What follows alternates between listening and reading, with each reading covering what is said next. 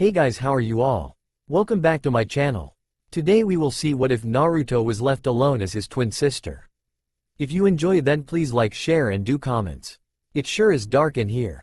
A 6-year-old Naruto thought briskly as he stared dully out of his bedroom window towards the rest of Konohagakure no Sato proper.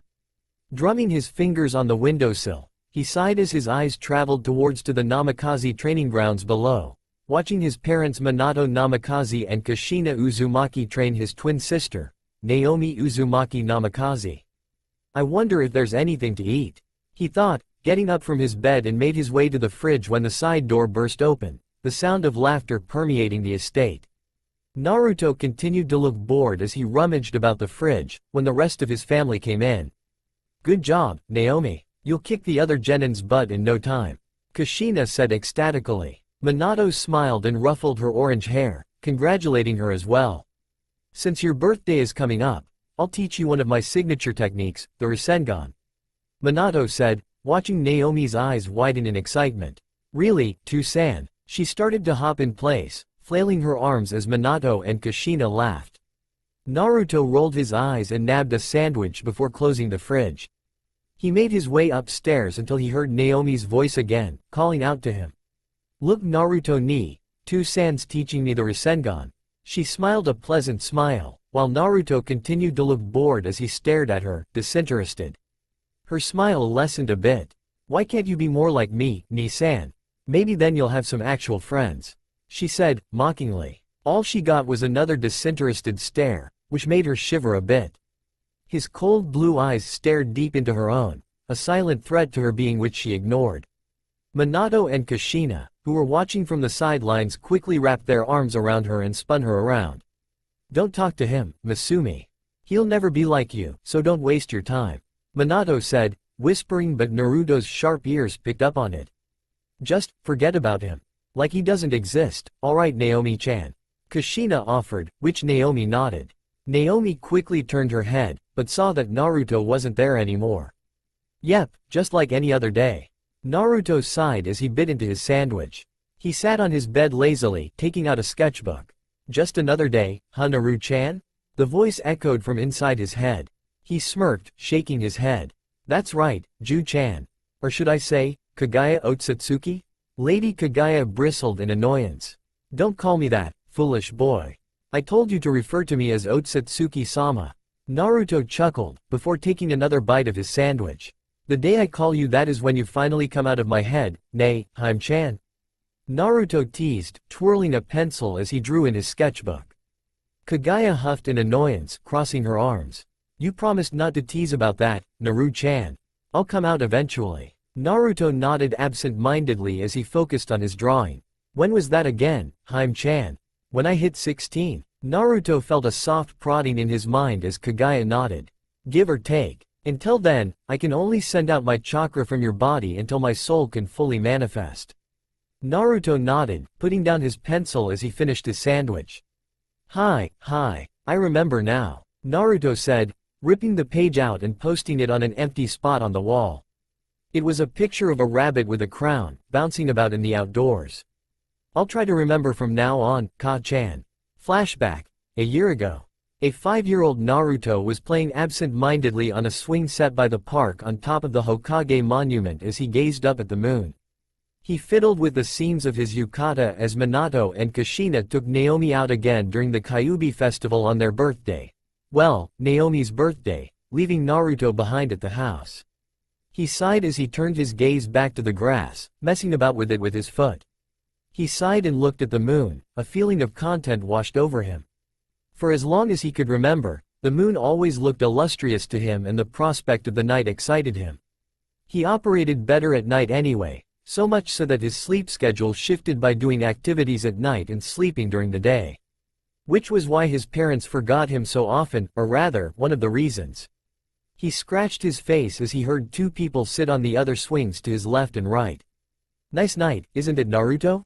A bored Shikamaru Nara asked, dressed in a yukata swaying slowly on the swing back and forth. The moon looks big enough to eat, Akamichi Choji said in return, dressed in a yukata as well before pulling out a bag of Kyuubi-shaped taiyaki and munching on one before passing it to Naruto. He sighed. It certainly is, illuminating, he said, passing the bag to Shikamaru, who lazily took one. You could certainly say that, he said, yawning before nibbling on the taiyaki. The bag was passed back to Choji, who grabbed another.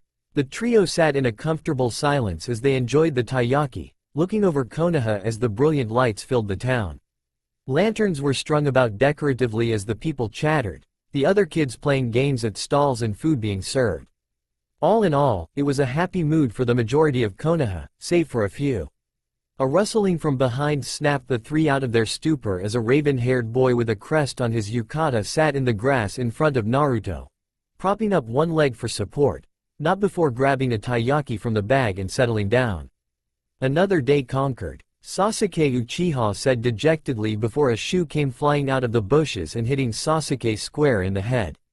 Oh, quiet, you. All you did was cry because your Ka-san forgot to buy tomatoes, and now you're acting like you're about to die. Hinata Hyuga emerged from the bushes, dressed in a kimono as a tick mark twitched on her brow as she retrieved her shoe. That still hurts like a bitch, Hinata. Sasuke yelled before another shoe impressively hit him in the face.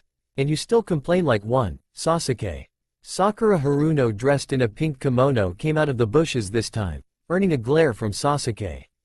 She raised her killer intent on Sasuke, making him flinch and stop. Good boy, she smirked, before her and Hinata sat on the grass next to Sasuke. Shikamaru smirked as he continued to nibble on his taiyaki and lazily ducked as yet another shoe came flying, only from his side this time. Oi, Nara, why didn't you tell me you wake me at 6 p.m. like I told you?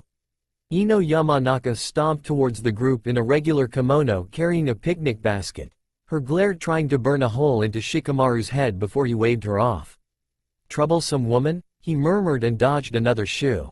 Nay, settle down, Ino-chan. Shiki's always like that. Choji intervened, making Ino grumble and blush in embarrassment. Sasuke, Hinata and Sakura parted for Ino so she could lay the picnic blanket over the grass and the basket was placed in the middle. Naruto chuckled in his head, pointing out how a ragtag group of 5-year-olds could do this type of thing like teenagers. Ino pulled out several bentos with a slip of paper with their respected names before passing them out. Ka-san helped me make these, so you better eat them. Ino threatened, earning various voices of approval. There's more in here if you're still hungry, Kamisake, knowing you guys.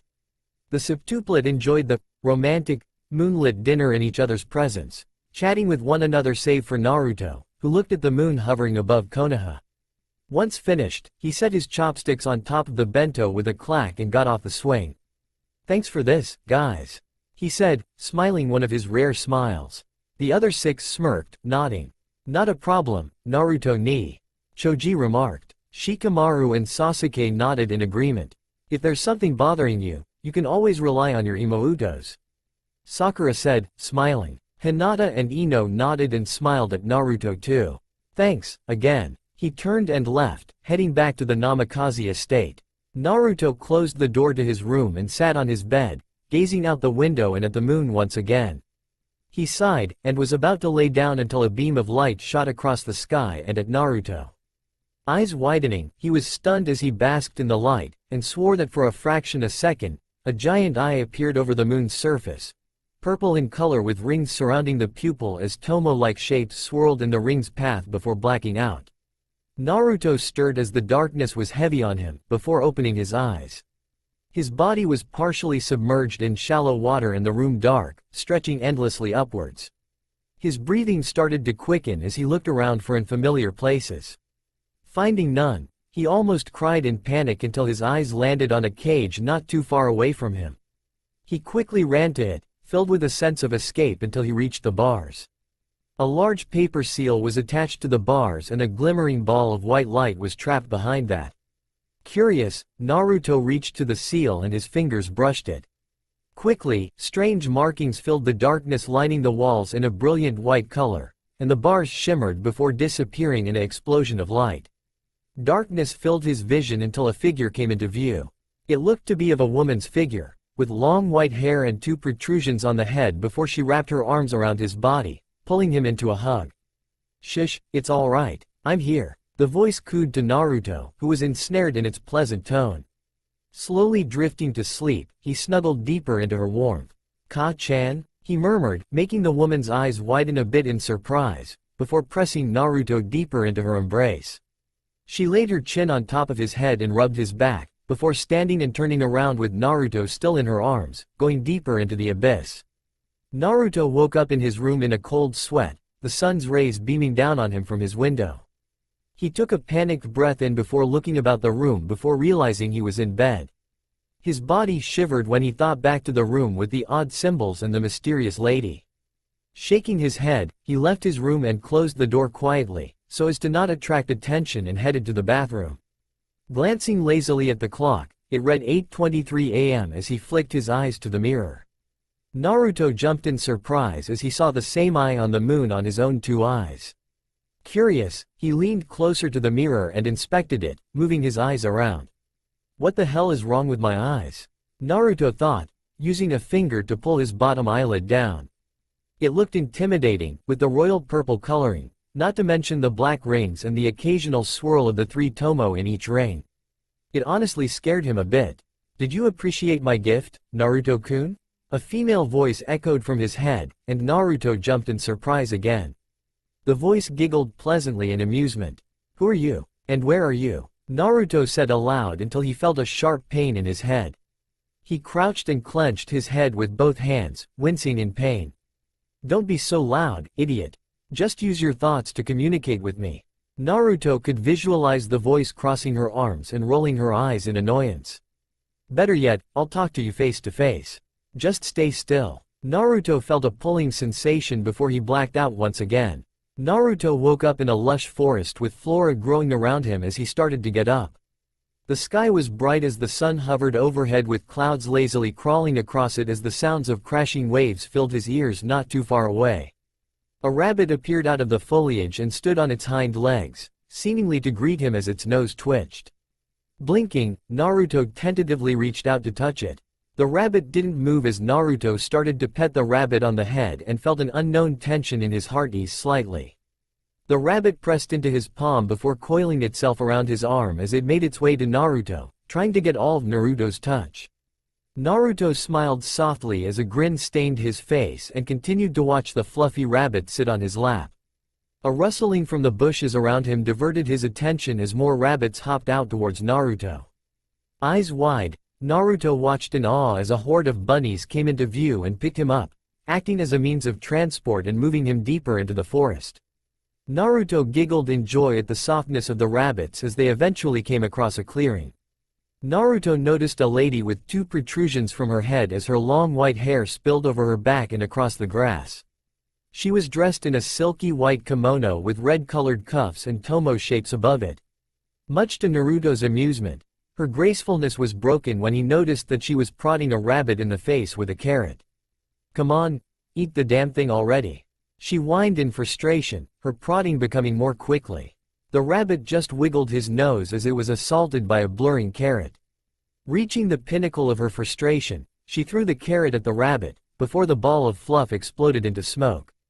Was her facial expression, can't really describe it without looking like a sack of potatoes, and Naruto giggled, catching her attention. Her face went through a range of emotions until it settled on a blush as she rubbed her arm in embarrassment. You didn't see anything, she said sternly, closing the distance between her and the fluffy horde, which dispelled as soon as she picked Naruto up. She narrowed her eyes at him as she held him up by the armpits. Naruto got a better look at her face, as her oval-shaped eyebrows, pupil-less eyes and rose-colored lips made her look mysterious to him. Naruto smiled and moved a hand to her nose, giving it a light squeeze. Honk. Kagaya could only smile at the little boy's antics and scrunched her face. Someone's being a little silly, aren't you? She said, teasingly. Naruto could only bloat his face, making an "I" expression before Kagaya hugged him. Naruto was hit by the familiar scent from before and instinctively snuggled deeper into the fabric, murmuring, "Ka-chan?" he said quietly, before snapping his head back in embarrassment. Kagaya stared at the boy, her eyes wide before her eyes lidded a bit. It's okay, Naru-chan. I'll be your Ka-chan, she said quietly, her eyes moist as the two silently embraced. The two stood there in each other's embrace until Naruto wiped the remaining tears out of his eyes and looked at Kagaya, who smiled and ran her fingers through Naruto's hair. "I don't even know you and yet I feel safe around you." He trailed off, looking away from her eyes. Kagaya smiled and continued to stroke his hair. "It's all right, Naru-chan. My Sochi," she said lovingly. Naruto didn't say anything in an effort to keep his emotions from running astray as Kagaya set him down. "My name's Kagaya Otsutsuki, the rabbit goddess," she said as Naruto looked up at her in awe. "I am the one who gave you those eyes," she said, snapping a mirror out of thin air and put it to Naruto's face. The tomo spun slowly in the ring's path as he got a good look at it again. Kagaya pulled the mirror away and laid on her side, patting the grass beside her. "We need to talk, Sochi," she said, summoning pillows for their heads to rest on. Naruto fell onto the grass with an audible POMF. "What are we going to do on the bed of grass?" "An. You get a cookie and an imouto if you get the reference." LB. Having told her entire backstory to Naruto, Naruto was stunned by how old Lady Kagaya was and gave her a hug from time to time, because she's a big softie. Naruto said, earning him a carrot to the head. Needless to say, he was attentive when she got to describing the ocular powers she gave to Naruto. "I gave you the Rinnegan, the most powerful of Dujutsu known to the shinobi world currently. However, yours is a more flexible one," Kagaya said, donning a school teacher outfit and a pair of secretary glasses at one point. A blackboard also appeared during her presentation with a stick of chalk. Kagaya drew the Rinnegan on the board to help explain it easier to Naruto, who was seated behind a desk. "Now, what do I mean flexible? Simply, it means that you can evolve your Rinnegan and set levels for each Dujutsu power." She pushed the glasses back up her nose before drawing 3 other circles underneath the Rinnegan. In one, she drew 3 tomo in a ring, in the next she colored it lightly with the white chalk and the last one was left blank, until she drew an odd seal on it. Pointing to the first circle, she explained the powers of the Sharingan and drew another circle underneath, with a different design. Explaining that it was the Mangekyo Sharingan, she drew yet another circle underneath it with a small addition to the Mangekyo Sharingan, and described the effects of the eternal Mangekyo Sharingan. Naruto sat dumbly during the whole presentation but didn't say anything, letting her finish before he bombarded her with questions. Moving on to the second circle, she described the effects of the Byakugan and drew a second circle underneath it. This one had 3 rose-shaped flower petals in it. This is the evolved version of the Byakugan, the Piasu Byakugan, piercing Byakugan. This version lets you see blood flow and bodily functions such as heat production down to how many tears the person's eye is making. The Piasu Byakugan also grants ocular powers, like the Mangekyo Sharingan. It allows the user to summon Sujin, the god of water with his lance and shield. The user also gets an alternate version of Susanoo called Hachiman. At most, the difference will be the color scheme, and instead of being a giant construct like Sujin, it'll envelop the body in wrathful chakra for close-quarter combat, granting large amounts of strength. Finally, the last ability granted is Oyamatsumi, a combination of Sujin and Hachiman. Since the gentle fist was derived from the fluidity of Sujin's attacks and the powerful strikes from Hachiman, Oyamatsumi stacks Hachiman's strength and Sujin's speed, as well as an additional effect of healing the user during their frenzy. Kagaya finally paused, letting it all sink into Naruto's mind, which he totally didn't get but didn't say anything. Drawing the third circle underneath that, she drew the same design, only the pupil was half white and half black. Like the eternal Mangekyo Sharingan, the eternal Piasu Byakugan lets the user prone to drawbacks from using the Piasu Byakugan. Blindness won't be a problem and attacks are boosted. Physical defensive attributes are added and an Aegis is granted to those who unlock the third stage and the ability to nullify elemental attacks. Now, when I said it was flexible, it means that you can use a level 2 Sharingan in tandem with the Piasu Byakugan, or a plain Byakugan with an eternal Mangekyo Sharingan.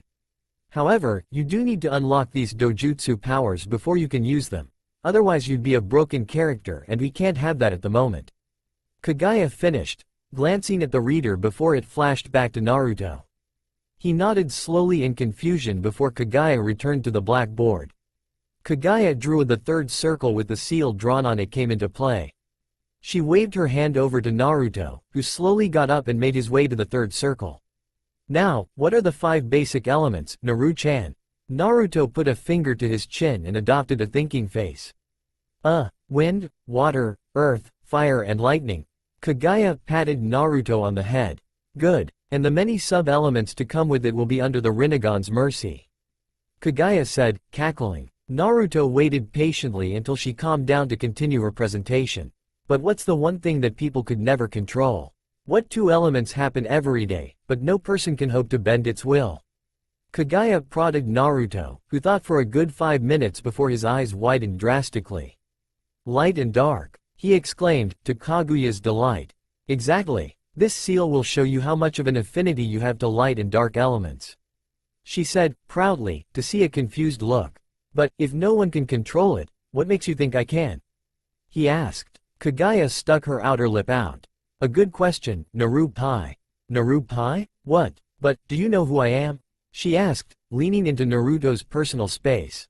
Kagaya-ka-chan? He said innocently, tilting his head. Kagaya stumbled as she tried to hold all of her willpower to not glomp Naruto and squeal, kawaii.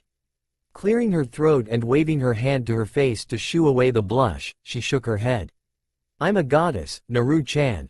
Do you doubt my ability? She asked, a ghoulish face gracing her features. Naruto wisely shook his head vigorously.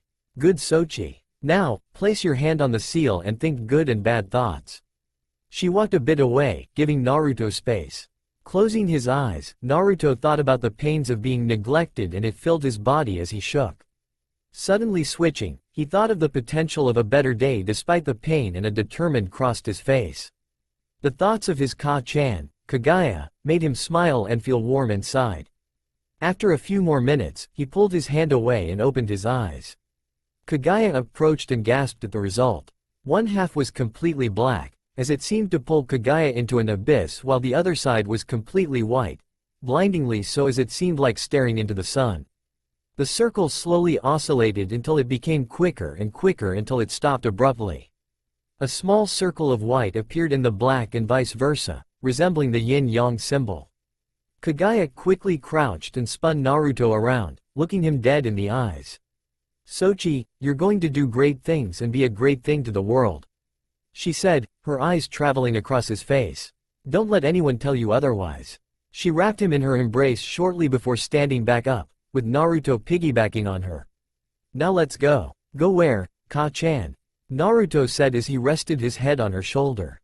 We're going to start training, Naru-chan. LB. A 20-year-old Naruto stood before Kagaya, dressed in a garb similar to Kagaya, only instead of red seems it was orange. Naruto was drenched in sweat and panted as he bowed low to his mother. Thanks you for everything, Kagaya-ka-chan. He smiled before fainting, falling backwards. Kagaya smirked as she laid down next to her Sochi, stroking his kissed him on the forehead and lifted him to a king-sized bed that she summoned. Sighing, she got on the bed and laid next to Naruto and deflated to relax, snuggling into Naruto's chest. Naruto, however, woke up in a different place. More specifically, a bathroom. Naruto's eyes reverted back to their dark blue color and he sighed, cracking his back. When you returned back to the real world, only 10 minutes would have passed. For every minute out there, 2 years will pass here, alright Naru-chan? So don't be surprised when you wake back up as a 7-year-old. Kagaya waggled her finger at Naruto, who nodded. What about my body here? He asked, before Kagaya smirked. Don't worry, Sochi. It'll be fine. Anytime you return to your mindscape, you'll wake up in the body here, so no worries. I'll just be using it as a snuggle buddy since the body will be sleeping until you return. Kagaya said, smiling. Naruto shook his head, smiling at his mother's antics. Besides, my soul will manifest outside of your body so I'll be able to hold you for real, okay Naru-pai? If you train so your body can accommodate the physical strength as your 20-year-old self here, I'll be able to come out sooner. She winked. Naruto nodded and hugged Kagaya one last time. Thanks again, Ka-chan. Well, 13 years to go. Naruto stretched his body as his sister Naomi pounded on the door screaming for him to get out already. Having a twin sucks. Having a twin that's your parents' favorite sucks more. Having a twin that your parents love more and being left in the dust sucks donkey duty. Especially at a young age. where your two san and ka-san are still trying to come to grips with what you and your twin want and not screw it up. I never had to go through that though, so fortunately and unfortunately, lucky me.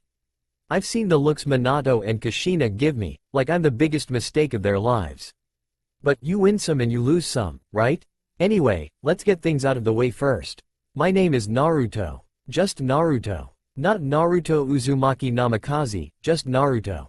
I'm the twin brother of my sister Naomi, who's also the Kyuubi Jinchuriki. I don't call my parents with the honorifics, because they don't deserve any honor from me, so why bother? This is a recalling about how I was neglected by my family in my first decade of living. And no, telling you my specific age doesn't matter. Because it's a recalling of an event in the past, so it means little if I tell you I'm 7 or 11 when I'm telling you these accounts. But let's get to business, shall we?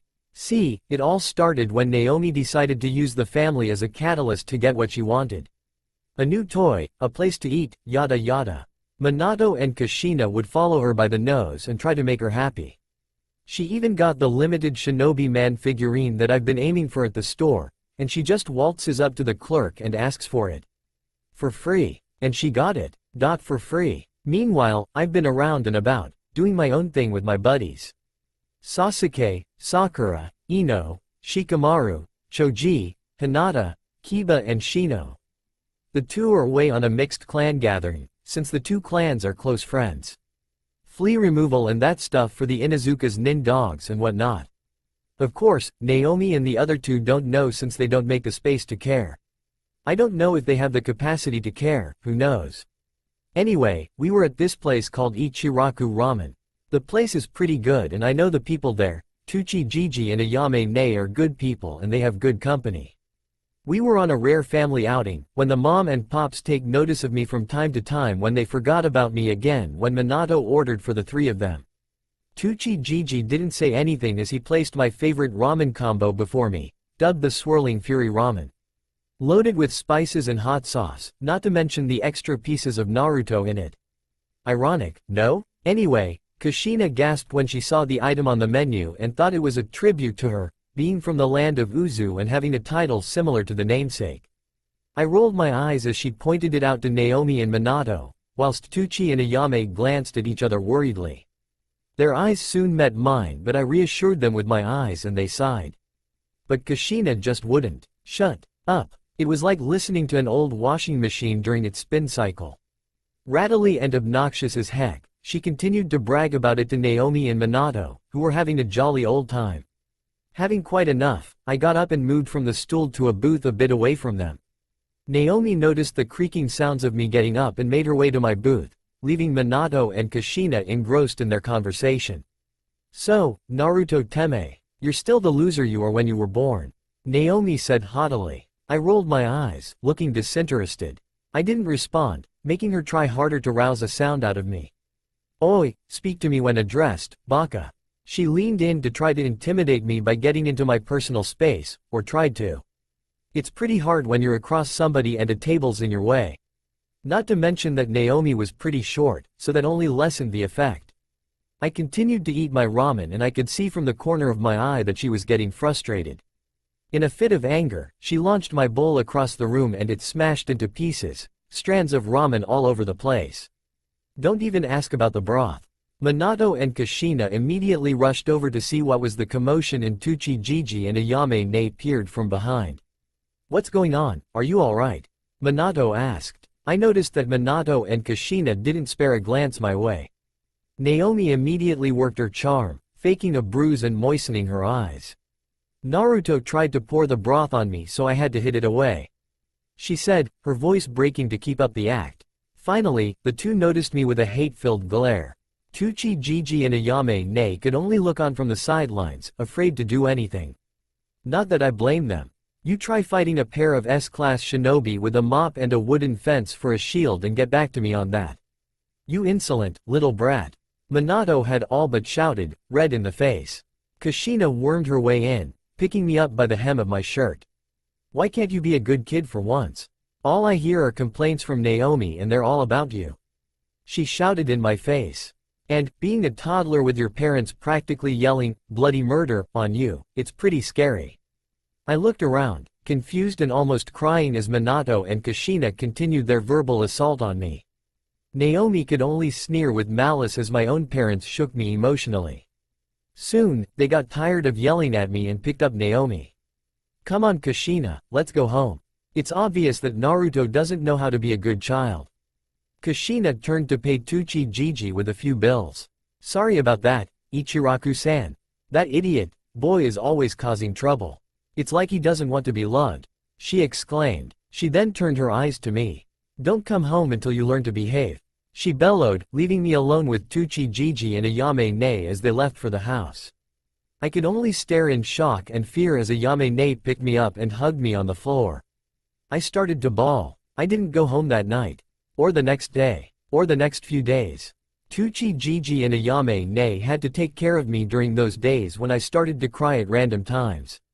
Heck, his wife, Kurami Ba, even threatened to place a ban on them, but Tsuchijiji and Ayame-ne managed to calm her down, saying they'll lose money and lose their home. I overheard this and instead of anger, I felt shame. Shame that I'm a burden to them for them to have to protect me from my own family. As a way to combat my burden, I asked Tsuchijiji to teach me how to make ramen, which he gladly took upon to continue his legacy in the craft. Still learning to this day, and making different combinations are hard enough.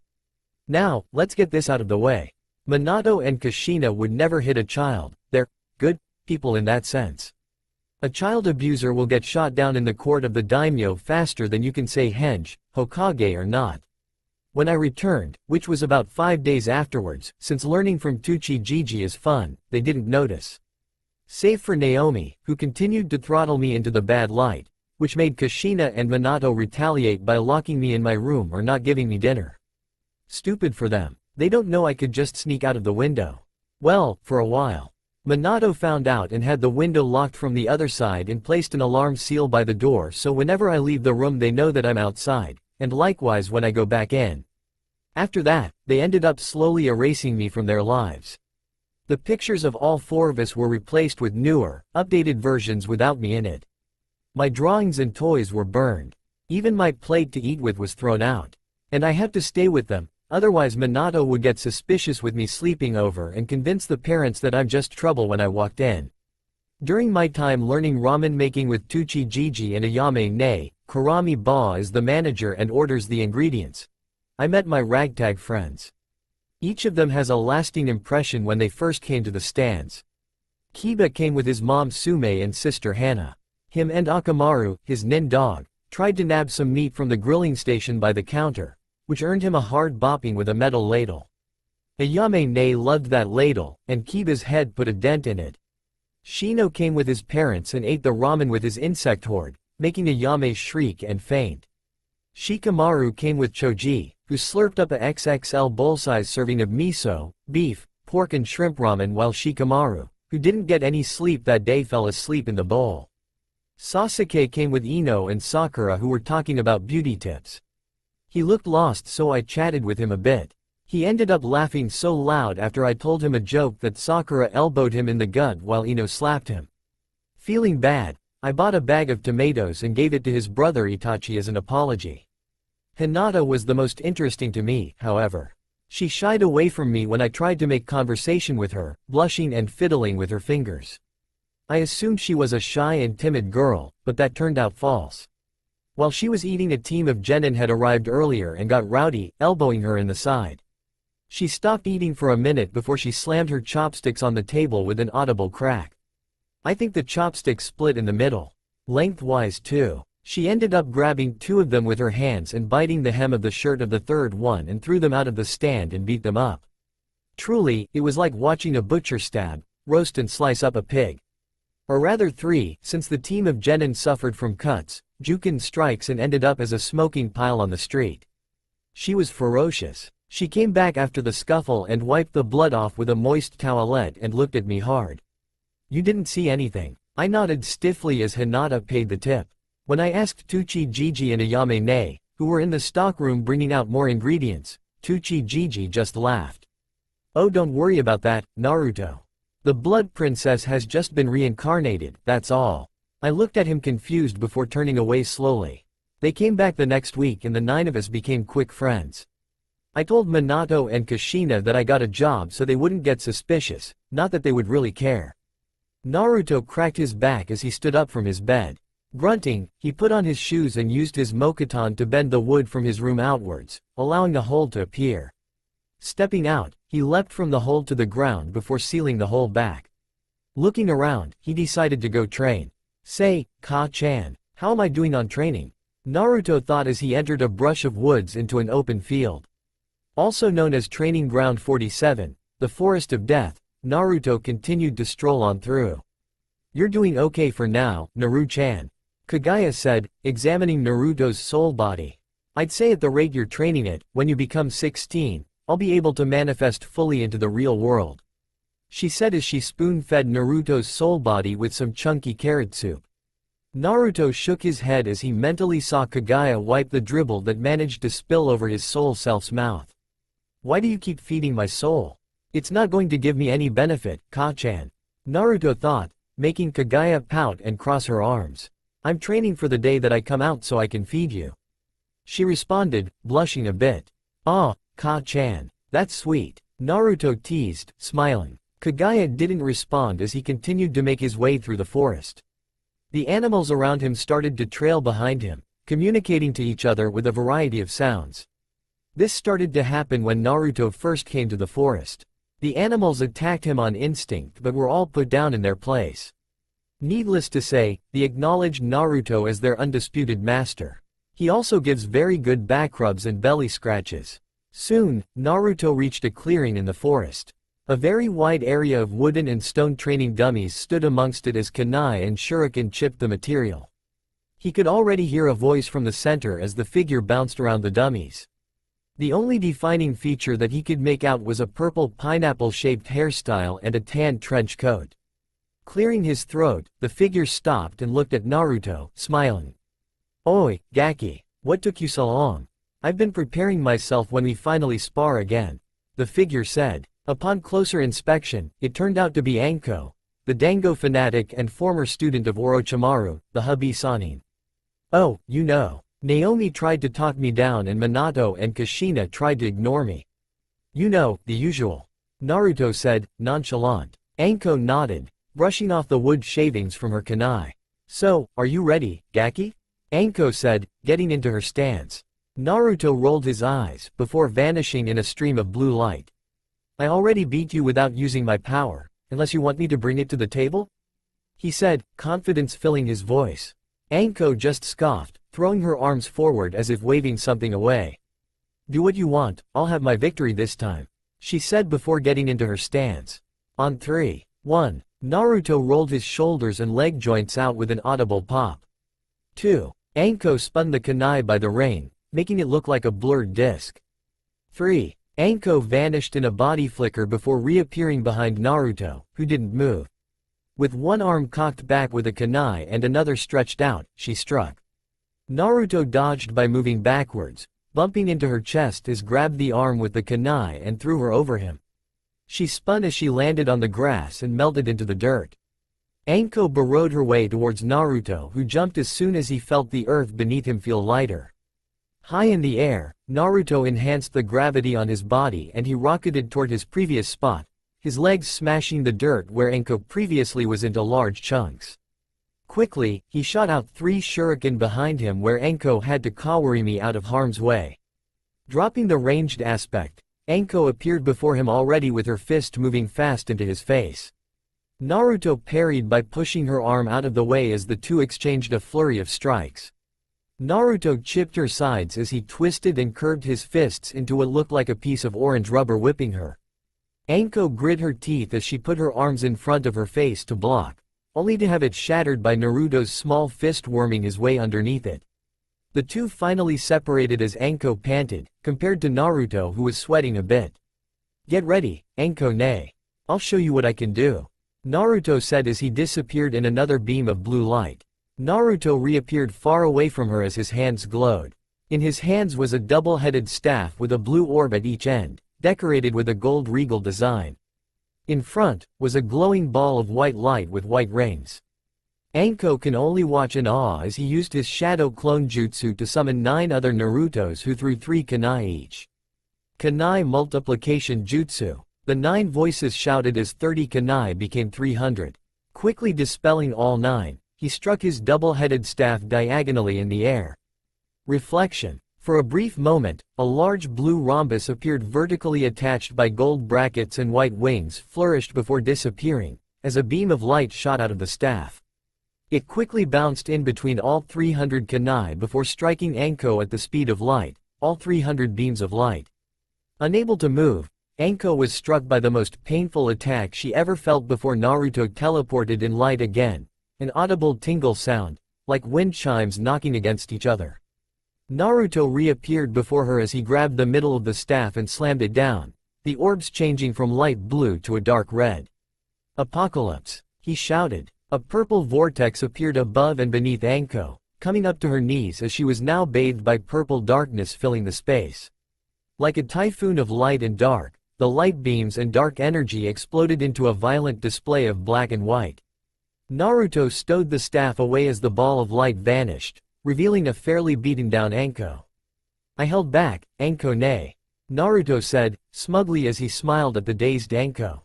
She was smoking slightly as she slowly got up, her clothes charred. Holy shit, Gaki, she shouted as she wiggled her body like a wet dog trying to dry off. Magically, the charred clothes returned to their previous condition. What the hell was that? She waved her arms up and down, frantic. Naruto chuckled sheepishly, rubbing the back of his head. That was my light and dark abilities. I didn't use my full power though. I'd say about 3% of power was put into the attack. He said, making Anko freeze before collapsing. 3%? Anko said quietly, her eyes became spirals as she fainted. Apparently, Naruto's attack was super effective. Naruto sighed as he put a hand to his forehead. Naruto put 2 fingers to his mouth as he whistled loudly. Not a second later, a large tiger came out of the nearby brush. Roar! The tiger barked at Naruto. It laid on its belly as it sat on the grass, sphinx-like. Naruto sat beside it and scratched its head, especially reaching behind its ears. The tiger purred as it leaned into Naruto's palm, its ears flicking occasionally. Roar, roar, roar. It purred, lowering its head to the grass. Roar, roar, roar to you too. Naruto teased. After a few minutes, Naruto stopped scratching its head, much to the tiger's chagrin. Take Anko to the hut nearby. Kurenai will be there, so just walk inside, okay? The tiger nodded, before wrapping its body around Naruto. Roar, it said, before nuzzling his side. Naruto smiled and hugged its head, petting it. Naruto broke off the hug and the tiger started to make its way to the hut.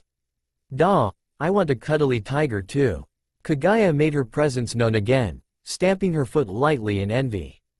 Naruto chuckled, before the same tiger was conjured into his mindscape, to Kaguya's glee. Kagaya glomped the tiger as the two rolled around in a hugging battle. It looked like Kagaya was winning as she wrapped her legs around the tiger's body before laying down on it. She drooled in joy as she put her cheek between the tiger's ears. Hew hew hew hew hew. Kagaya murmured on as she hugged the tiger's underbelly. The tiger can only roar at the sudden contact before pronking his way in a random direction. Kami damn it, Ka-chan. Naruto said, before vanishing in a shimmering light. Naomi was outside the Namikaze estate, being tutored by her parents, Minato and Kushina. She struck the straw training dummy with a fist to the head before doing a roundhouse kick to the body, shredding the straw just a bit.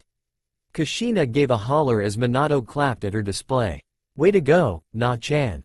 Kushina smiled, picking up Naomi in a tight hug. Minato chuckled as he saw Naomi squirm under Kushina's bone-crushing embrace. Ma Kushi-chan, you're crushing Naomi. Minato lightly chided her as she looked at Naomi's blue face.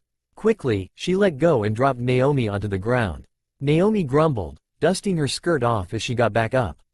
Meanwhile, Minato and Kushina were talking amongst themselves.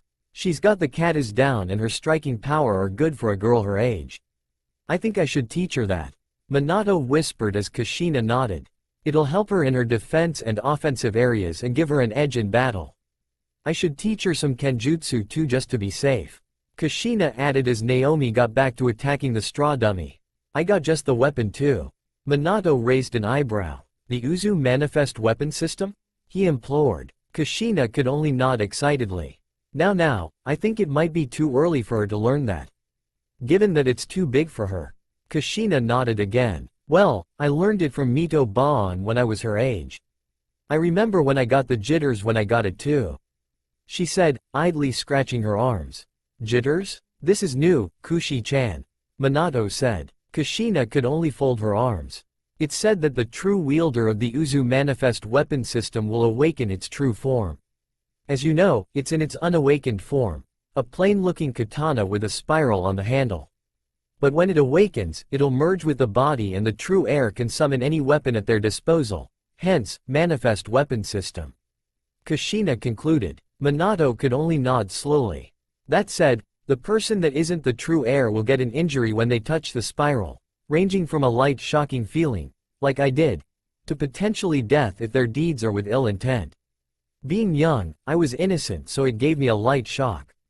She finally concluded. Minato nodded, taking a minute to absorb the information. Wanna see if Naomi can use it? He said offhandedly. Kushina adopted a thinking expression before nodding. Sure, let me get it. She made her way into the house as Naomi finished beating down the straw target. Minato approached and placed a hand on her shoulder, congratulating her. Since you've been doing so well, I'll teach you my signature technique, Naomi. The Rasengan. Minato grinned as Naomi's eyes sparkled. Really Tu-chan? Minato nodded and Naomi squealed in glee at the news. The auburn-haired girl could explode at any moment at the prospect of learning a high-powered ninjutsu when Kushina came back out with a long object wrapped in a black cloth adorned with gold designs and a gold spiral in the middle. Duh, here it is, Kushina said, carefully unwrapping the sword. She left the cloth on the sheath as she held it there and slowly moved it to Naomi. Consider this my early birthday present to you, Masumi. Kushina smiled as Naomi's eyes gained an impossible gleam. Just make sure to touch this spiral symbol on the handle, Na-chan. Slowly, Naomi took the sword by the sheath and used her other hand to grab the spiral. What was expected turned out to be wrong as the sword glowed blue and sparks of electricity crackled around the sword, acting as a barrier. Naomi shrieked in pain so loudly, the nearby birds flew away. Minato and Kushina didn't bother taking a second to wrap their heads around the sight before them as they dashed towards Naomi, trying to wrench the sword away from her. Minato got shocked by a stray strand of electricity while Kushina fared a little better. Thanks to her Uzumaki blood, she withstood most of the pain and managed to pull it away. Naomi fell to the ground and Minato scrambled to pick her up, cradling her body in his arms. This can't be happening, Kushina said, finally taking things into account. She stared at the sword in a mix of fear and curiosity. The intensity of the light show before frightened her but made her question who the heir could possibly be. Deciding to test it herself, she grabbed the handle of the sword. An even bigger dome of lightning erupted from the hilt as it wrapped Kushina in its vortex of blue lightning. She didn't even last 5 seconds as she fainted, her hand unwrapping from the handle and twitching on the ground. Minato couldn't react any faster since Naomi was in her arms and he could only watch in silent horror, fearing for his wife's life as she crumpled onto the floor. Taking into precaution to what happened, he summoned 2 clones. One to carry Kushina and the other to wrap the katana back into its cloth and dashed into the house to administer aid. Naruto reappeared in front of the entrance of a wooden hut a bit away from where he defeated Anko in a brutal display of light and dark attacks. It was a medium-sized hut that was placed just above a cliff overlooking a waterfall with a patio that stretched on the side of the house. Naruto noticed that the white tiger from before was resting on its paws, looking at the scenery. It turned its head as it heard Naruto's footsteps clunk up the stairs. Naruto walked over to the tiger and sat next to it, as it laid its head on his lap. "How's Anko?" Naruto asked as he absent-mindedly petted the tiger. "Rawr," the tiger responded, purring comfortably as Naruto scratched behind its ears. "Well, I'm glad you made it here quickly. You should probably return home, you know how your wife gets," Naruto said, as the tiger reluctantly raised its head. Giving one last nuzzle, it slowly made its way down the stairs and back towards the forest. Sighing, Naruto cracked his back and proceeded to enter the hut. "Hello, hello," Naruto greeted as he quickly ducked. A kunai flew over his head. He tsked and made a face of disapproval. "Come on, Anko Ne-chan. That's not nice." He pouted, before he sidestepped a snake that barreled at him.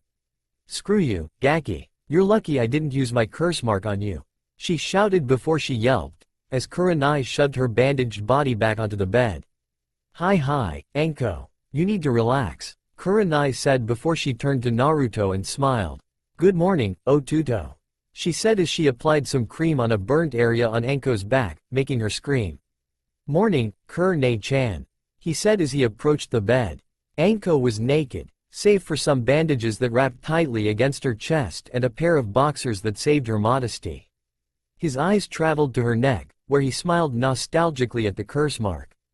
Flashback. Naruto narrowed his eyes at the animals in the Forest of Death. He had originally came here to see what the fuss was about when he overheard some chunin talking about the forest and how deadly the animals were. Naruto decided to investigate and ended up in this situation shortly after.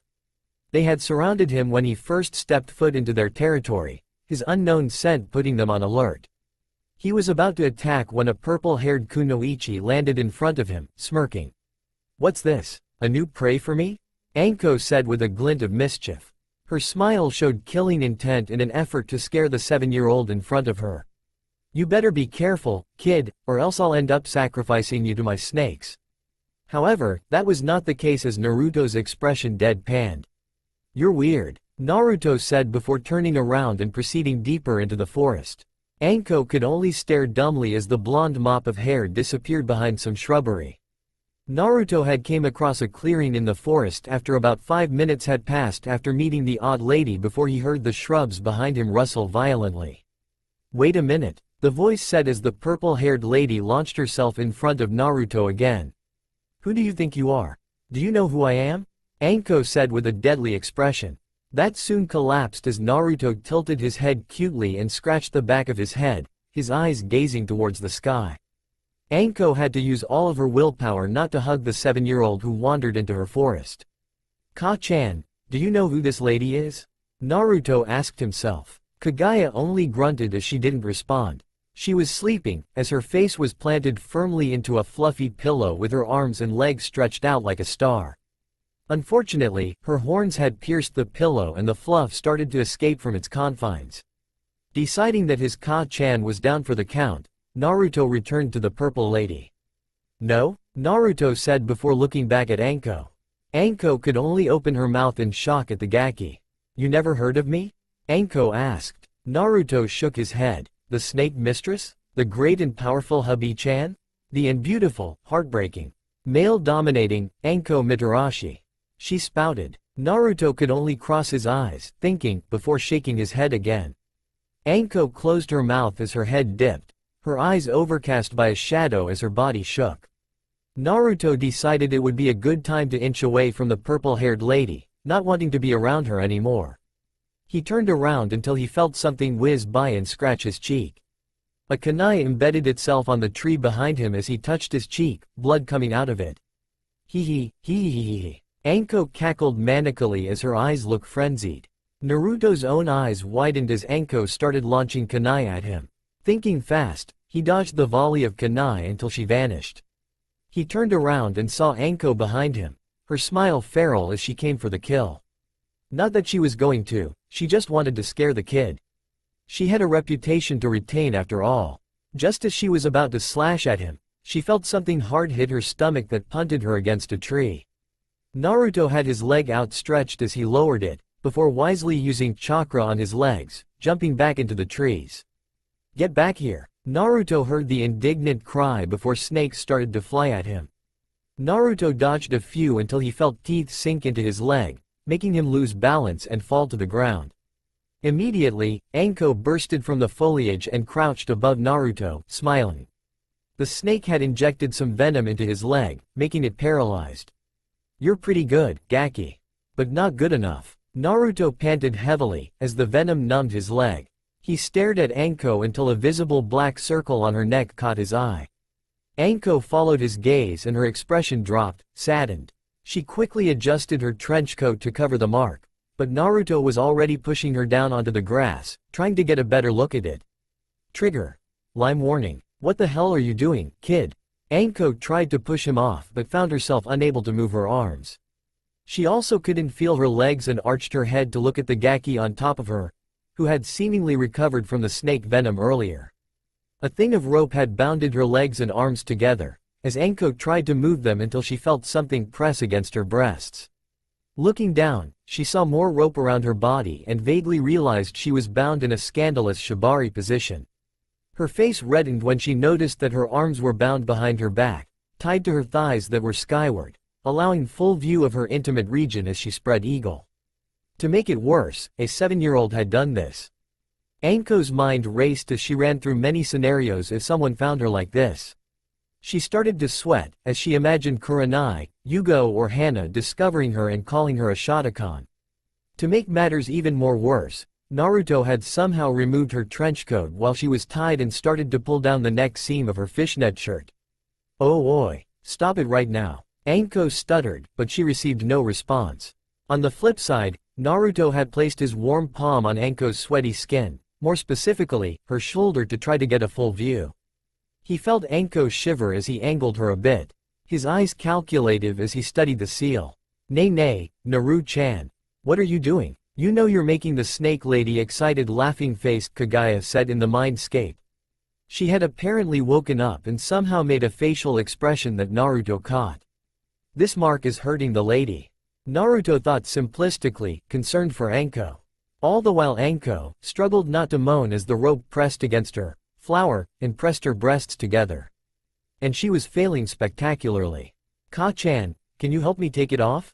Naruto asked, as Kagaya looked at the seal from Naruto's eyes. She materialized the image of it in front of her as she took a minute to study it.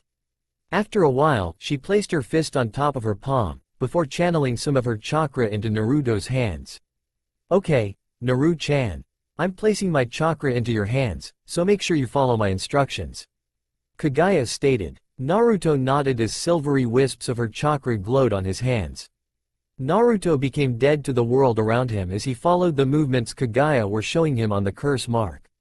The moment he touched the mark, Anko had her mouth full of grass as she felt an intense feeling of pleasure. It only escalated as they felt Naruto's fingers tracing over the mark, as if massaging it. She couldn't hold it anymore as she was thrown into a large vat of ecstasy, her back arched as her teeth had effectively ripped the grass from the ground. Her thighs felt damp as her eyes rolled back to her head, her mouth gaping as her tongue rolled lazily out of her mouth. She made a few squeaks of pleasure before she relaxed, her panties and thighs feeling sticky against her skin. Naruto returned to reality as he finished the movements, as the curse mark changed into a different shape. Trigger. End line. Instead of the 3-tomo design, a whirlpool took its place with a line through it. He could feel the negative energy vanishing and being replaced with his own. Naruto, oblivious to Anko's occasional twitches, had undone the pose he tied Anko in. He only realized that she was unconscious, save for the occasional twitch her legs did. Thinking that he had hurt her, he felt sorry and wrote a quick note on a piece of paper he had on his person and placed it in front of Anko, before going back to Konoha proper, having his fill of adventure. Shortly after, Anko had woken up and discovered the note. It read, "Hello Snake Lady. I'm sorry sad face. Naruto." Anko could only stare, incredulously at the note before crumpling it in her hand and tossed it. She sat on the grass as she remembered what the kid had done to her. She shivered, wrapping her arms around her frame before having an atomic blush. End flashback. Naruto shook his head at the fond memory, where Anko had found him a few days later and hugged him. Though, she was embarrassed, hugging a 7-year-old in a provocative way as she felt his head between her breasts. Kurenai had finished applying the soothing cream to Anko's back, who hissed in pain before being cooled down thanks to a breeze, courtesy of Naruto. "Thanks a lot, Gaki," she mumbled, bummed out at her inactivity. He chuckled as Kurenai decided to go to the kitchen to cook something. "Are you hungry, Naruto?" Kurenai asked from the kitchen. She heard him say no before a deafening boom had rang out. Kurenai jumped, as did Anko, and Naruto stormed out of the door to investigate. A large dome of blue lightning had appeared at Konoha as Naruto's eyes widened.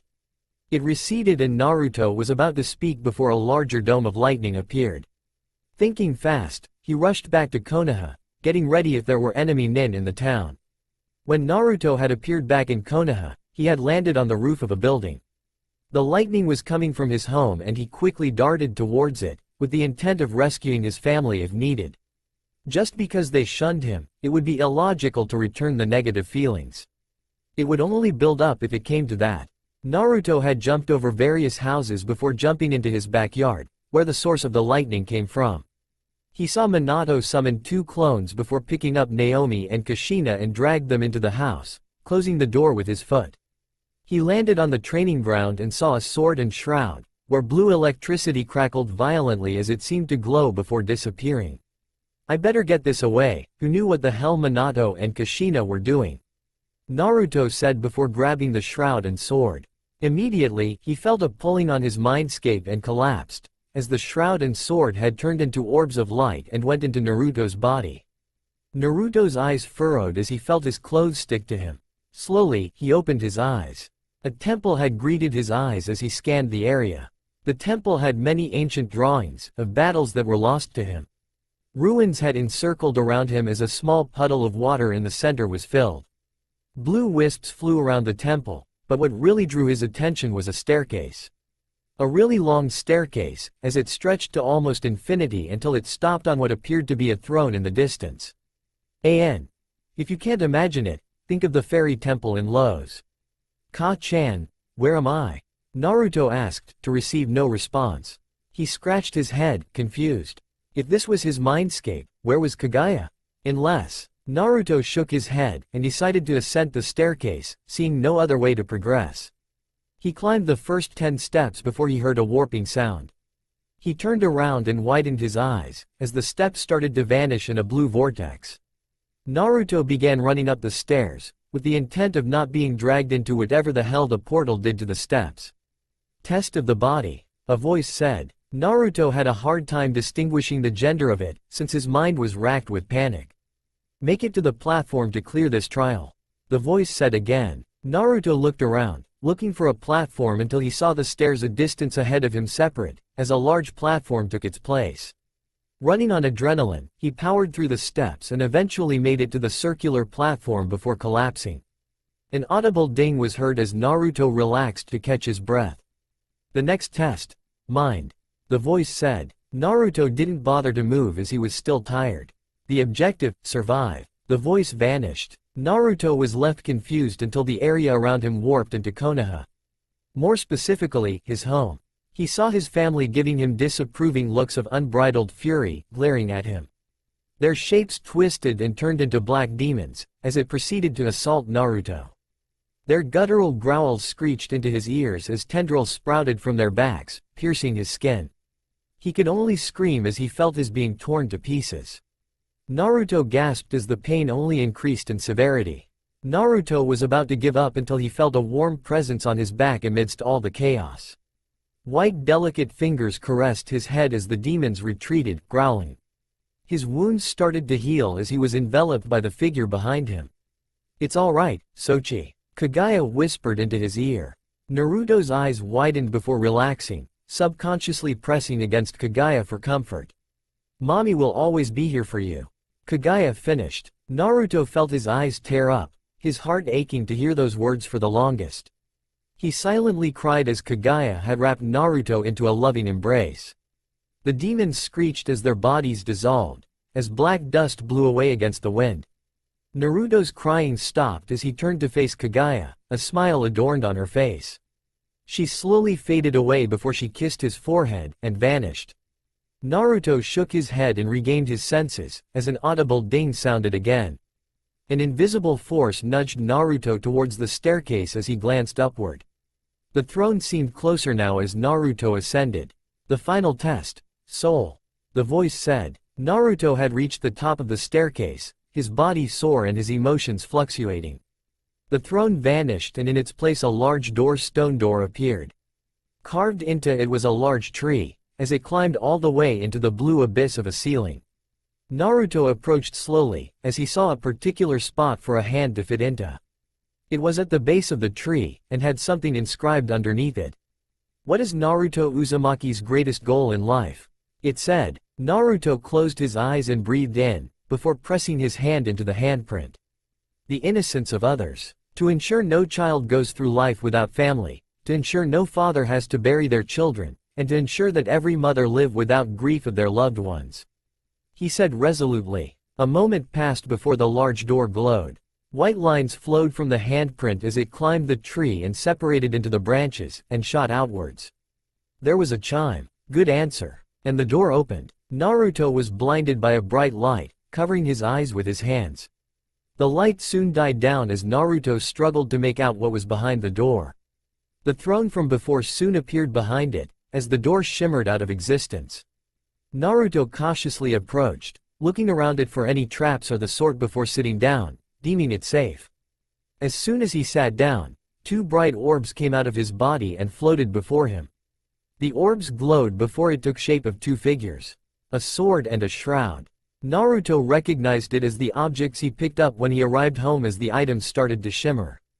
The sword turned into a figure of 5 feet 9 inches as it started to become curvier. The light dimmed as it revealed a woman who had blonde hair and dark skin, with a large bust and an hourglass body. She was dressed in a butler uniform with coat tails that did nothing but accentuate her curves. Her eyes showed nothing except for stoicism, save for the millimeter glare that was directed at Naruto. The shroud grew until it appeared only a head shorter than Naruto.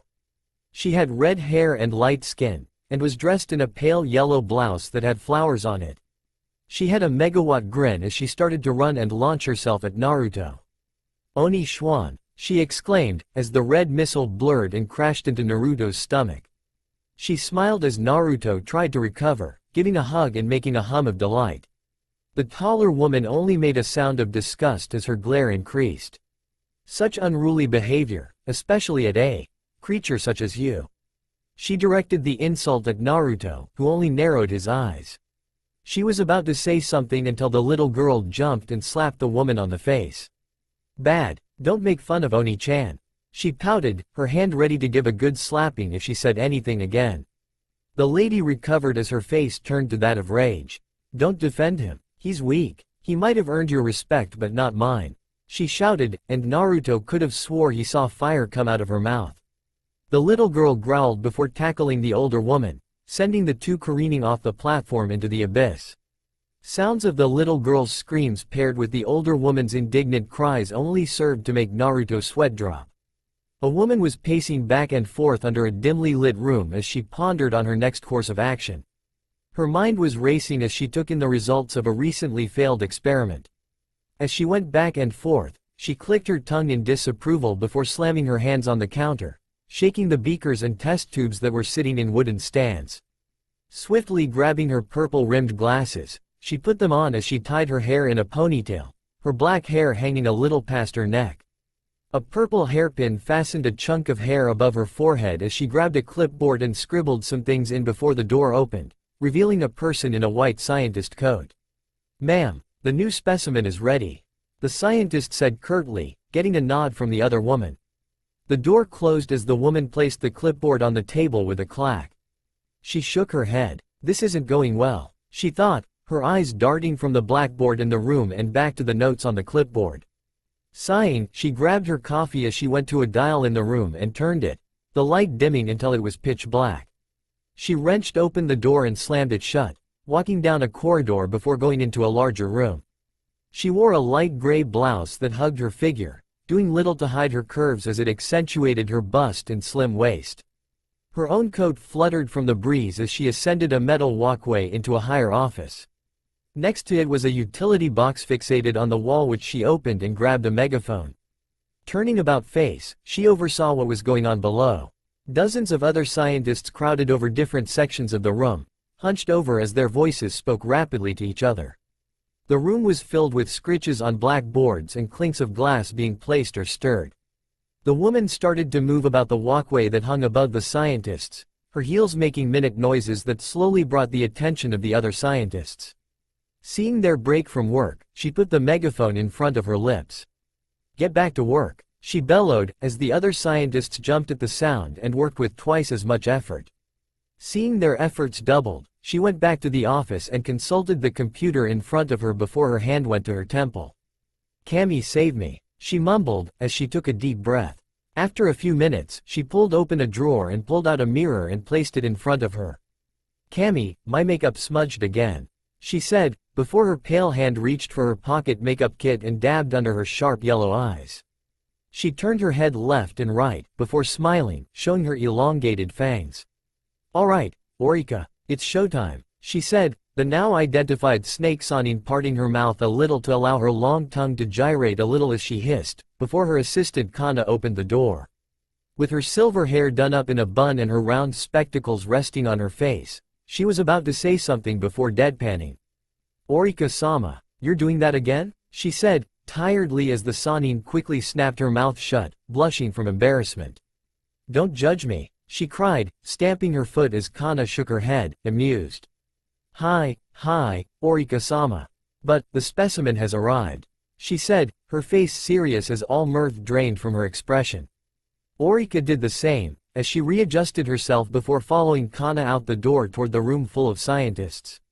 As she made her way past the scientists, they copied her expression, some even sweating a bit at the gravity of the situation.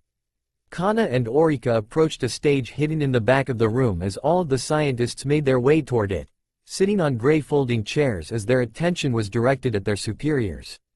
A large red curtain concealed whatever had Orika's interest as Kana disappeared behind it. After a little while, the lights went out, before a rustling of chains was heard. The curtain was pulled apart as a large spotlight illuminated the center of the stage, revealing Kana holding something rather dangerous. The scientists gasped as Orika smirked like a predator, eyeing the item before her. Kana's own body blocked the item of interest before moving out of the way, to reveal a life-sized plush of a 12-year-old Naruto Uzumaki with a bashful expression, courtesy of Kana, who spent a week stalking observing Naruto as he went about his daily activities, including when he slept, who she may or may not have filched a few orange jumpsuits to give to Orika. And she may or may not have her own life-sized plushie who she dressed in the same jumpsuit and used as a body pillow to help her go to sleep, her room totally not filled with everything Naruto related, ranging from a Naruto poster to a Naruto pencil which she currently had tucked behind her ear. The same could be said about Orika, but to the more extreme. Orika's breath became ragged as her face reddened, her hands shot outward in groping motions as she approached the bashful, plush coon. Before she schooled her emotions, the vestiges of a blush still lingering after she noticed Kana's gaze. A heart-shaped device was wrapped around the plush, a large display taking the center portion of the device and a small LED on the top section. Kana shuffled out of the way, allowing her sensei ample room to work with as her eyes roamed to the scientists, quickly writing into their clipboards as their eyes never left the stage. Pressing a red button that was on the side of the device, the screen lit up as a boot logo of a chibi Naruto appeared, winking and giving a thumbs up.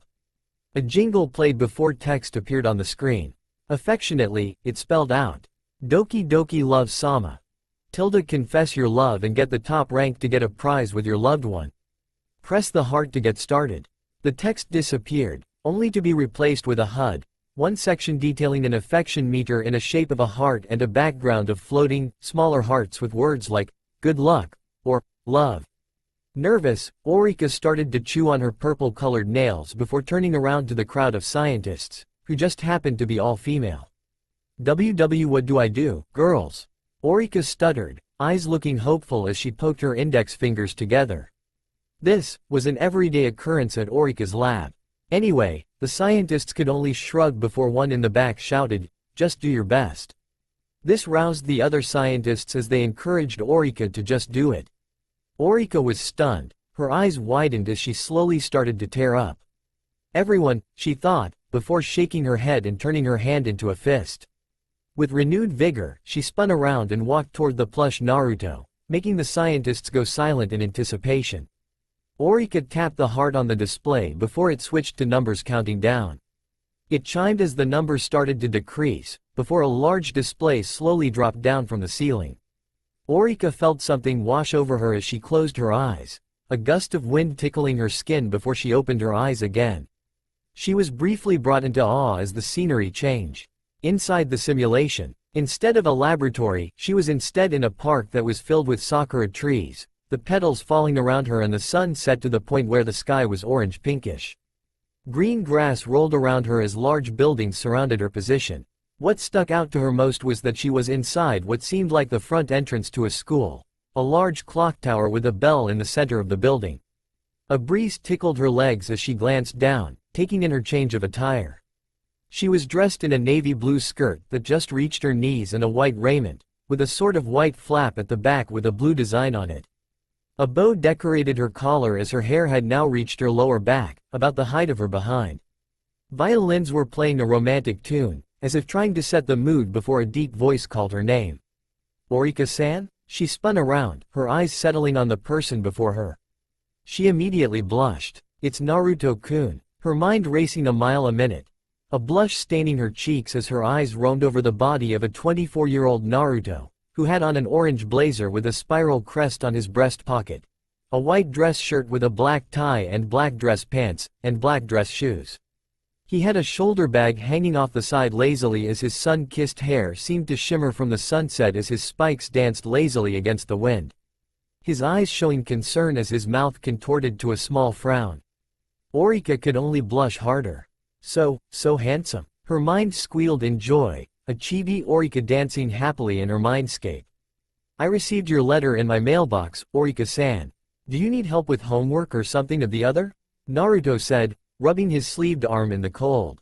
Orika looked confused for a second. "Homework? What homework?" she said, still a bit shell-shocked at Naruto's appearance. Naruto's face seemed to cool into a smirk as he chuckled, shaking his head. "The homework I assigned you, remember? I am your math teacher after all," he said, his clear cerulean eyes striking into her yellow one. "Naruto is a teacher? Would I be his student then? That would make him Naruto. Sen. Say." Orika's mind couldn't entertain the thought as steam ejected from her ears and her head as she fell backwards. Naruto jumped before rushing over to her as she landed into his arms. He shook her body as he brought her face closer to his. "Orika-san, are you alright?" Naruto called out, as Orika slowly opened her eyes. "Naruto-sensei," she mumbled, before she realized the proximity of their faces and blushed. This is just like those books I read. A forbidden relationship between teacher and student. Kya! Tilda, she screamed internally. Naruto's eyes shifted into deeper concern as he looked over her. "Oi, Orika-san," he said, now deeply concerned. However, his fears were dashed away as Orika started to squirm and he placed her back on her feet. He exhaled a breath of relief before smiling at Orika. "I'm glad you're alright," Naruto said, making her heart flutter. "If that's all, I'll start making my leave." Naruto turned around and started walking towards the school gate before Orika could say anything. Thinking quickly, she shouted, Naruto-sensei." Orika called after him, running to him as he turned again. She panted as she stared deep into his eyes. With burning determination, she started to speak. "The reason why I called you out was," she said, getting Naruto's attention as he raised an eyebrow. "Yes?" he said, silently giving her the signal to continue. "Kami's-sake, this is harder than I thought." "What am I saying? Of course this is hard," Orika thought, before continuing. I like you, Naruto-sensei." Orika spat out, her hands clasped together. She noticed Naruto's expression drop from concern to a stunned one. She continued to press. "Ever since I've known you, sensei, I always liked you," Orika said in a low voice as her eyes diverted toward the ground. "You made me smile when I was sad and you always comforted me when something went wrong." Her voice started to tremble as her eyes started to tear up. Naruto's eyes were overcast by a shadow as his hair covered his eyes. "And I can't get you out of my head. Every time when I go to sleep, my mind would drift to you and I would be so happy." Orika started to choke up, but she didn't let that stop her. She placed a hand over her chest, more so over her own heart. "My heart won't stop beating, not even now. So please, Naruto-sensei, no. Naruto-kun, I love you," she finally hammered out, her thoughts racing a mile a minute. She bit her lower lip, before her head shot up to meet Naruto's eyes. "Please be my boyfriend, Naruto-kun," she said with conviction. Naruto could only hold the stunned expression, taking in Orika's face as tears flowed freely down her cheeks. Orika never broke the gaze before Naruto started to chuckle, before bringing his right hand over to her cheek. He gazed lovingly at her as she gasped at the warm contact, his thumb running over her cheek. "Orika, I've been waiting for the longest," Naruto finally said. Orika gasped, her eyes shimmering. You mean? She silently begged for it to be true, and she wasn't disappointed by the next few words that came from his mouth. Yes, Orika, I love you too. He smiled, before he brought his other hand on the middle of her back, bringing the two closer. Orika waited with bated as Naruto came closer, never breaking eye contact. Soon, the two were nose to nose, their lips mere centimeters from meeting. End simulation. Until the simulation ended, the display showed all of this as the scientists were crying, tissues clutched tightly in their hands as a few blew their noses. Even Kana had tears in her eyes as she dabbed her face. However, the same couldn't be said with Orika, who violently shot up and shouted. Kami, damn it, I was so close, she cried, anime tears streaming down her face as her hand was made into a fist. Her attention was brought back to the Naruto plush with the device as a voice chimed in. Wow, such love. Congratulations, Hubbyheim 123, your affection levels are off the charts. You placed first in the rankings. The device beeped, and Orika whooped alongside her female associates. A hissing sound appeared near the belly of the plushie as a gold ball rolled out of the slot. Orika raised an eyebrow. Kana-chan, wasn't this made out of fluff? Not machinery? A shine was casted over Kana's glasses, blocking her eyes. There's a lot you don't know about this plushie, Orika-sensei. She said ominously, which Orika hesitantly nodded. She grabbed the gold ball, and read the text written in black marker to, give this gold ball to the street lottery committee in Konoha for your free grand prize. A date with Naruto Uzumaki at the age of legality. Because why not? Without even a second's notice, Orika jumped off the stage and used an earth jutsu to make a pillar appear from under her, shooting up and out of the underground facility towards the surface. Kana's sweat dropped at the ugly, brown monstrosity before her. Welp, we got a pillar now. Even despite that we're wanted missing Nin and we're in the land of rice. She said, before shooing away the other scientists to get back to work. Time skip, the event above happens during this time. A 12-year-old Naruto Uzumaki hummed to himself a jaunty tune as he made his way towards the ninja academy. A lot has happened during the 5 years since meeting the fabled Uzu manifest system and the Shroud of Darkness. Including his powers, which Kagaya briefed him a while ago. Apparently, his eye abilities are locked for now, as he doesn't need to use them for any reason at the moment, being 12 and all. His light and dark abilities are still at his beck however, so for now he'll have to make do. Only 4 more years until Ka-chan will be released. Naruto said, excitedly. He couldn't wait for his surrogate mother to come to the real world. His mind was brought out of it as he saw the 3 people he dreaded meeting the most. The Namakazes. During his preteen years, Naruto has been around the estate less and less, until he finally couldn't handle it anymore and moved out.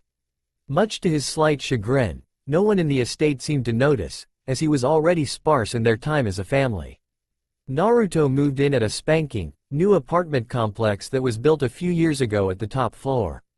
It was fully furnished, with a comfortable couch, a nice TV with white decorated walls and wooden flooring. He had other rooms, like a few bed and bathrooms and other ones that took too long to describe in length. He only moved in however when he was 9 years old, playing at a jungle gym with Sasuke and Kiba. Flashback. A purple snake slithered up to Naruto with a purple envelope and a heart as a acting seal, with the words, to Naruto-kun. From Hubbyheim, insert heart here.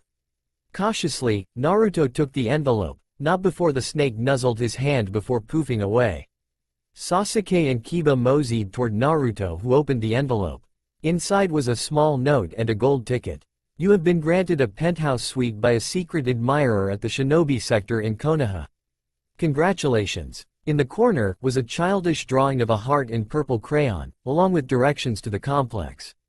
Naruto scratched his head, confused, since he wasn't a shinobi yet and the snake didn't make it much better. Having nothing better to do, he shrugged as he decided to investigate, Sasuke and Kiba deciding to follow. A few moments later, Naruto was in an elevator going to the top floor of the complex, along with Sasuke and Kiba. The elevator stopped with a ping and Naruto stepped out, moving towards the only door on the floor. A face scanner and a ticket reader was placed on the wall, and a mechanical lock barring entry to non-residents. Naruto fed the ticket into the machine as it took in Naruto's face. Sasuke and Kiba hung back, looking at the pottery and the red carpet. marveling at how soft it was as they laid on floor. The door opened and a pale hand quickly grabbed Naruto's small body, before closing again. Kiba and Sasuke could only angle their heads to see, before plopping down, the carpet too soft to move from. When Naruto no longer felt something pulling him, he quickly hopped on his feet, to meet the pale face of Orika, who had a gleam in her eye. In less than a second, she pulled Naruto in and hugged the small body while rubbing her cheek against his. Deciding that she meant no harm, Naruto dropped his guard and gave in to the ministrations of the Habisanin, if the large amount of snakes pulling furniture into different rooms was any indication. And for the whole day, the two just did things. Well, they played with each other, and when Naruto was hungry, Orika would whip something up and feed him like he was a toddler. She would also give him hugs whenever she had the chance, and acted pretty much like a doting mother. Naruto was happy, and when it was time for Orika to go, Naruto's sad face tugged at her heartstrings. She almost wanted to drop everything and stay with Naruto forever, but her plans at Rice were too great at the moment. It didn't help that Naruto called her his Ne-chan, nor did it help when it looked like she just kicked the everlasting life out of his puppy, as his large irises watered up when she had her foot out the door. Giving one last hug, that lasted for 10 minutes, and with every shred of her willpower, she gave Naruto a goodbye and promised she would visit him again when she had time. Naruto held her to that promise, with a cute, but loud exclamation of, "Datbeo," which made it 1,000 times harder to leave. But alas, she had returned to Rice. End flashback. Since then, Naruto's been getting occasional visits from the Snake Sanin, who also conveniently had no clue that she was a missing nin. Despite all the thanks he gave her, he couldn't live in the apartment quite yet, as his training and scrounging around to make a Ryo or two had kept him busy. Not to mention, it was in the shinobi sector of town and he only got lucky because the guard that was on duty had taken a lunch break before the second person could take his shift. Anywho, it was through his busy schedule that Naruto picked up many hobbies and skills, like gardening from the nice lady at the botanical gardens and the farmers in the outskirts of Konoha. Since he was still technically a civvy, he had a free pass. Naruto also learned a few instruments to keep himself entertained, such as the piano, guitar, drums, ukulele, bass, and just to annoy people, the triangle and the kazoo. Getting back at hand, the Namikazes, too, were heading to the ninja academy to drop off their daughter, Naomi. Acting hastily, he hid behind a tree and observed from a distance. As he continued to track their movements, Naruto saw a bulge in Kushina's belly, assuming she was pregnant again. As if on cue, Minato confirmed his suspicions. "Then when our Masumi is dropped off at the academy, I'll have to get the papers ready for our little girl, Kushi-chan?" Minato said, rubbing Kushina's belly. She slapped his arm, huffing before smiling and rubbing it as well. "That's right, we're having you in a few months, and we'll have 2 daughters," she said, before stopping. "Oh, I almost forgot. We need to get a new crib. Ooh, and a new bed for little Sayuki, and not to mention some toys." Kushina went off on a tangent about getting new things, while Minato nodded and wrote it down on a notepad. "Nay, Ka-chan, Tu-chan, are we gonna use the room next to mine?" Naomi chimed in, getting her parents' attention. "Sure, if you want, Na-chan," Minato said, before his eyebrows creased a bit. "Didn't someone live there before?" he said slowly, trying to remember. Naomi and Kushina stopped and thought too, before shaking their heads. "No, I don't think so, Koibito," Kushina said, scratching her scalp with a finger. "Bah, I think it was a guest room anyway. People are always visiting after all, since you made the announcement of our second child. You even filled a few rooms with gifts," Minato said, laughing. Naomi and Kushina smiled and continued to walk towards the academy, not seeing a shaking blonde hair boy, clenching his fists as something wet stained the ground. Naruto, sulking, made his way to the academy. As he followed the dirt path, he deviated and went towards the back, before using chakra to stick to the walls and walk up the side, onto the roof. There, he was meted with his brothers and sisters, waiting patiently. Well, for most of them. Naruto dodged a shoe as an angry trio of girls launched themselves at him as soon as his feet touched the roof. He didn't expect them to tackle him. Seeing as he was near the edge of the roof, he was launched back and skidded on the floor before his head hit the door leading back into the building. "Troublesome," Shikamaru said, observing with silent amusement. Choji and Sasuke didn't pay it any mind, as Choji was manning a grill and Sasuke occasionally released a fire jutsu to keep it going. Kiba and Shino were nearby, as Shino skillfully used his Kakaichu to remove the fleas from Akamaru. Meanwhile, Naruto groaned as he blearily tried to open his eyes, seeing heads of blonde, pink and blue matching the pouting faces that accompanied it.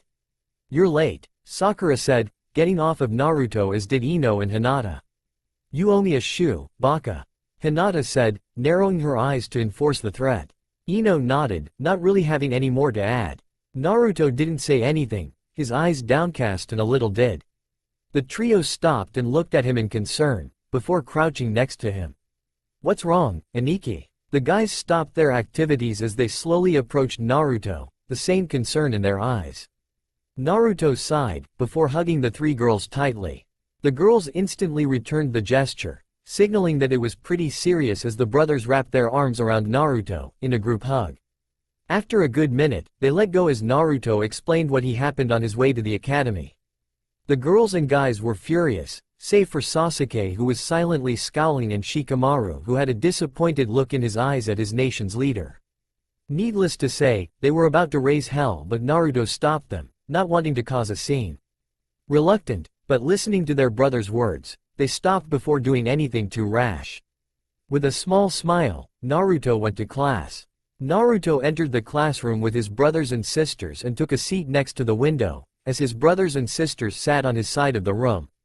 He noticed a few civilians and a few sons and daughters of ninja he knew wave at him. He smiled, waving back until the teacher entered the room. A tanned male chunin with a horizontal scar on his nose and black hair entered the room, accompanied by a white-haired female chunin, each with a clipboard. "Hello, and welcome to Konoha's Ninja Academy. This is orientation, so don't worry, you won't be here long," the man said. "As you progress through the 4-year program, we as your homeroom teachers," the tanned male said, gesturing to the female, "will be your main instructors. Our goal is to help you get a leg up on the ninja program so that you may bring glory to Konoha and serve as our line of defense against foreign threats," the male concluded strongly. A few kids nodded, impressed by his words, before the white-haired female Kunoichi walked to the front. "As my associate said, you are the people Konoha will turn to in a time of crisis," she continued, walking up and down the aisles. "Your duty is to protect civilians and Konoha's livelihood. Do so with strength, but only with necessary force. Be tenacious, but also clear-minded." She walked back to the front of the class. "My name is Minami Toji, and my friend here is Iruka Amino. We will instruct you from here on out." The now identified Minami turned her head and nodded to Iruka, who switched places with her. He brought out a clipboard. "I will now do roll call. Say present when you hear your name." Just as he was about to start, the sliding door slammed open to a panting girl. "Sorry I'm late, Iruka ni. An orange hair girl has arrived." Naruto pretended not to notice Naomi's late arrival, or her voice for the matter, as Iruka ruffled her hair, before shooing her off. She went to a seat on the same level as Naruto and sat down. Naruto sighed before turning towards the window. "Barring that disruption, I will now begin roll call." Iruka began. As soon as the first name was called out, Naruto went into his mindscape. As time is different in the mindscape, a rate of an hour to a minute, Naruto had no problems tuning out the world. He opened his eyes as he saw his Ka-chan in all her glory. His Haim, in all of her eternal grace and beauty, snoring as she laid next to him on the bed. He blinked, confused, before remembering that his soul body was 20 years old, and his physical was 13. Shaking off the confusion, he summoned a clone and Kawaramid with it. As the clone laid helpless, he decided to explore his mindscape, seeing as the only true boundary he got to was a few meters deep into the forest. So he started on his adventure. On the real world, Naruto was looking out the window, his head turned away from all means of communication, including from Naomi, surprisingly. But, for the wrong reasons, of course. She detested him. Outright hatred. Her childhood hate for the blonde had manifested into something ugly, and he was all too wary of it, but not at the moment. Occasionally, Naomi would glare at Naruto's head and try to discreetly ruin his day, but to her shock, her jutsu would be countered by what seems to be a barrier. She growled, before turning back towards her replacement brother, Iruka. Since 30 seconds had elapsed in that brief instance with Naomi, 30 minutes had tired Naruto out. As it turned out, the forest would truly be an endless forest, until Naruto willed something to take its place, like an amusement park or a ramen stand. Sighing, Naruto stretched before closing his eyes. He felt a windy sensation on his body and opened his eyes again, to meet mismatched eyes of red and blue. Naruto blinked. Oni Schwan, the figure of a little girl, launched herself at Naruto, sending him to the ground again, similarly to their initial encounter. Ah, Hitomi. Ni-san needs to breathe. Naruto struggled, trying and futilely to paw the overly affectionate child from killing him, who had a killer grip. As Hitomi tried to bury her face into Naruto's chest after not seeing him for so long, a slender, gloved hand grabbed the hem of her clothes and elegantly lifted her to the taller figure's face. You know, you should stop doing that from now on, before you kill Naruto-sama. The soft voice said, walking closer to reveal the tanned beauty with yellow, blonde hair in a butler uniform. Naruto breathed a sigh of relief, before smiling at the butler-maid person. Thanks a bunch, Setsuna-chan. Naruto thanked, before he was clocked in the head by the now-named Setsuna. Baka, don't think I did this for your sake. She blushed, before huffing and turning her head as she crossed her arms. And don't say my first name, you haven't earned that right. Call me Yamamoto-san from now on. She finished, until Hitomi decided to hug Naruto again, not so rough now. Nay, Oni-chan. You promised that you'd take me and Suna-chan to the real world. I don't like this place, the shrine is so blue. She pouted adorably, which Naruto laughed at her expression before hugging her, placing her in his lap. Why don't we go today? I'll be done with the orientation for academy in an hour or so why not? Naruto proposed, as Hitomi cheered. Naruto looked at Setsuna and extended the same offer. So why not, Setsuna-chan? You, me and little Hitomi here. Naruto received a light punch to his chest. On the town for the day? Setsuna blushed up a storm. What are you trying to pull here, Baka? She stuttered. Naruto decided to continue to tease her, lifting Hitomi and putting her to the side. He walked up to her, as she froze by the sudden proximity as he grabbed her slender hands. Naruto removed both gloves and placed them in his pockets, to feel the smooth, dainty tanned hands of the exotic beauty. She shivered in delight as he moved one hand to her cheek and looked her lovingly in the eyes. I want to spend the time with you, Setsuna-chan. She was too much in shock to properly reprimand him, so he continued. What's so bad with spending time with little Olmi? He leaned close and his mouth moved to her ear. Nay, Koibito, let's go out today. Our daughter wants us to. Naruto said, knowing what it did to her. Koibito? Daughter? What? Her mind was racing a mile a minute as spirals replaced her eyes and her face was supported by both of her hands, a blush spreading across her tanned face. So come on, honey. Steam rose from her face. Darling. Her hands released her head as they hung limply. My wife. She couldn't take it anymore, as she fell backwards as if fainting. Naruto caught her and eased her slowly to the ground, much to Hitomi's interest, wondering what her Oni-chan was doing. Naruto went in for the kill. As little as Setsuna was still conscious, Naruto brushed a stray blonde hair away from her face and kissed her cheek. My beloved. He kissed her forehead this time, and she was out like a light. Naruto truly loved the butler maid, and her tsundere personality made it all the more appealing to tease her. He felt a tugging on his shirt. Oni-chan? Hitomi asked, tilting her head cutely. Naruto chuckled before scooping her into his arms and carried her like an airplane. Her giggles and screams of excitement filled the room as he slowly stopped, kissing her forehead. We'll spend the day today, precious Imouto. He said, making her smile a megawatt grin. But first, I have to return to the real world and get a few things done, alright? Naruto noticed her downtrodden expression but gave her a final hug. It won't be long, Hitomi. Wake up Setsuna-chan for the time being and tell her what's going to happen. Can you do that for me? With an, from his surrogate sister, he bounced over to Setsuna and started to shake her to get her to wake up. Naruto shook his head, a smile staining his lips as he vanished from the mindscape. As Naruto slowly returned, he shook himself awake and smiled, although the transition from a 20-year-old to a 13-year-old left him woozy for a few seconds. Going through reverse puberty felt like a pain and a half. Naomi Namikaze Uzumaki? Iruka said, looking at her. Hoi. She responded, smiling. Finally, Iruka read the final name on the list, his eyes widened. Naruto? Namikaze Uzumaki, he exclaimed, not knowing that the Hokage had another child, an older one at that. Most of the attention was turned to him as it was dead silent. Naruto rose his hand. Present, he said lazily, before looking out the window again. There was silence for a minute before Iruka broke the silence. Well then, that'll be all then. Iruka, still in disbelief. Minami too had a look of disbelief, but recovered faster than her compatriot. We'll now pass out these ID cards for you so you'll be allowed admission into the building. Can't have a stranger waltz in here, she said, passing out their respectable IDs. Soon after, the bell rung and they were dismissed. As the kids started to shuffle out of the door, the Konoha 9 exited the room in their own stylish way. Sasuke vanished in a fire shunshin, Choji and Sakura melted into the woodwork, Hinata and Kiba dived out of the window. Shikamaru walked into the shadows and disappeared. Ino and Shino disappeared in a scatter of flowers and insects, respectively, and Naruto vanished in a flash of light, stunning the remaining students who were unlucky in the light show. Naomi could only grit her teeth, missing her opportunity to get at Naruto. Naruto appeared at the park located near the academy, placed strategically for the ninjas to burn off their energy during recess or after school. It was sunset, as the orange color tainted the skies and clouds floated on by.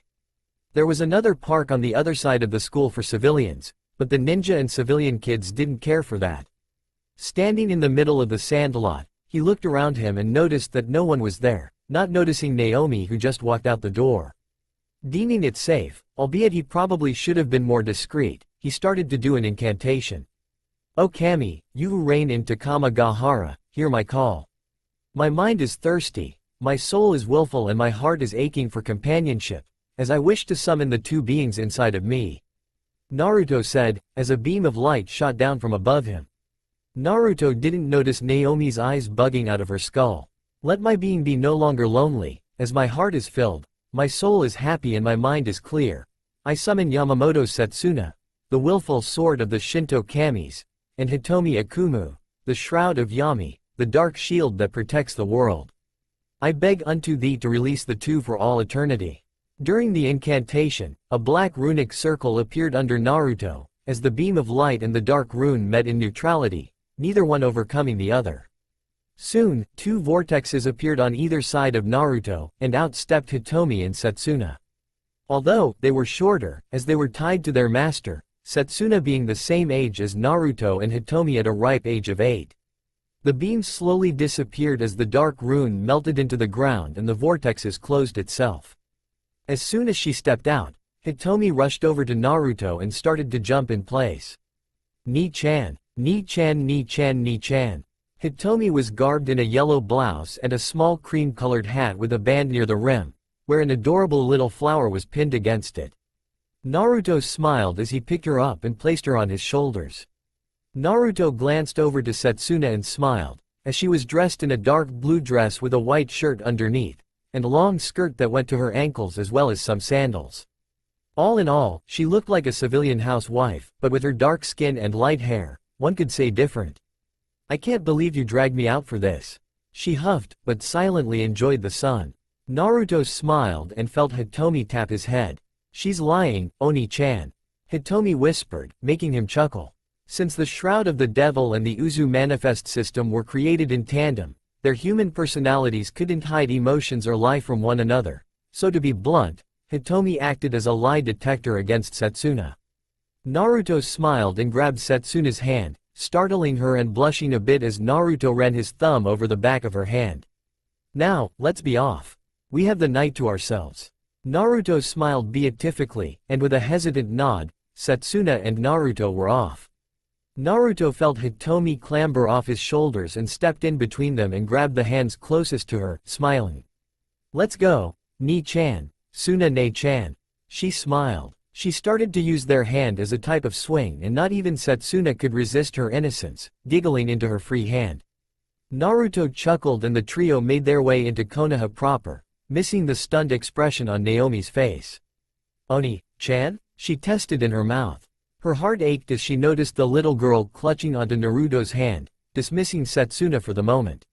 She didn't the fact that her heart hurt when she looked, nor did she notice the frown that framed her face as she gazed at Naruto, laughing and having a good time. Oni-chan, she whispered until she felt a pair of arms whisk her away. Masumi, how was school? Kushina said, giving her a hug as Minato ruffled her hair. And what were you doing behind the tree, Naomi? Ooh, do you already have a crush on someone? Minato teased, before mentally squashing that thought bug with an iron fist. He'll be damned if someone dated her daughter at this age. Naomi blushed before shaking her head violently.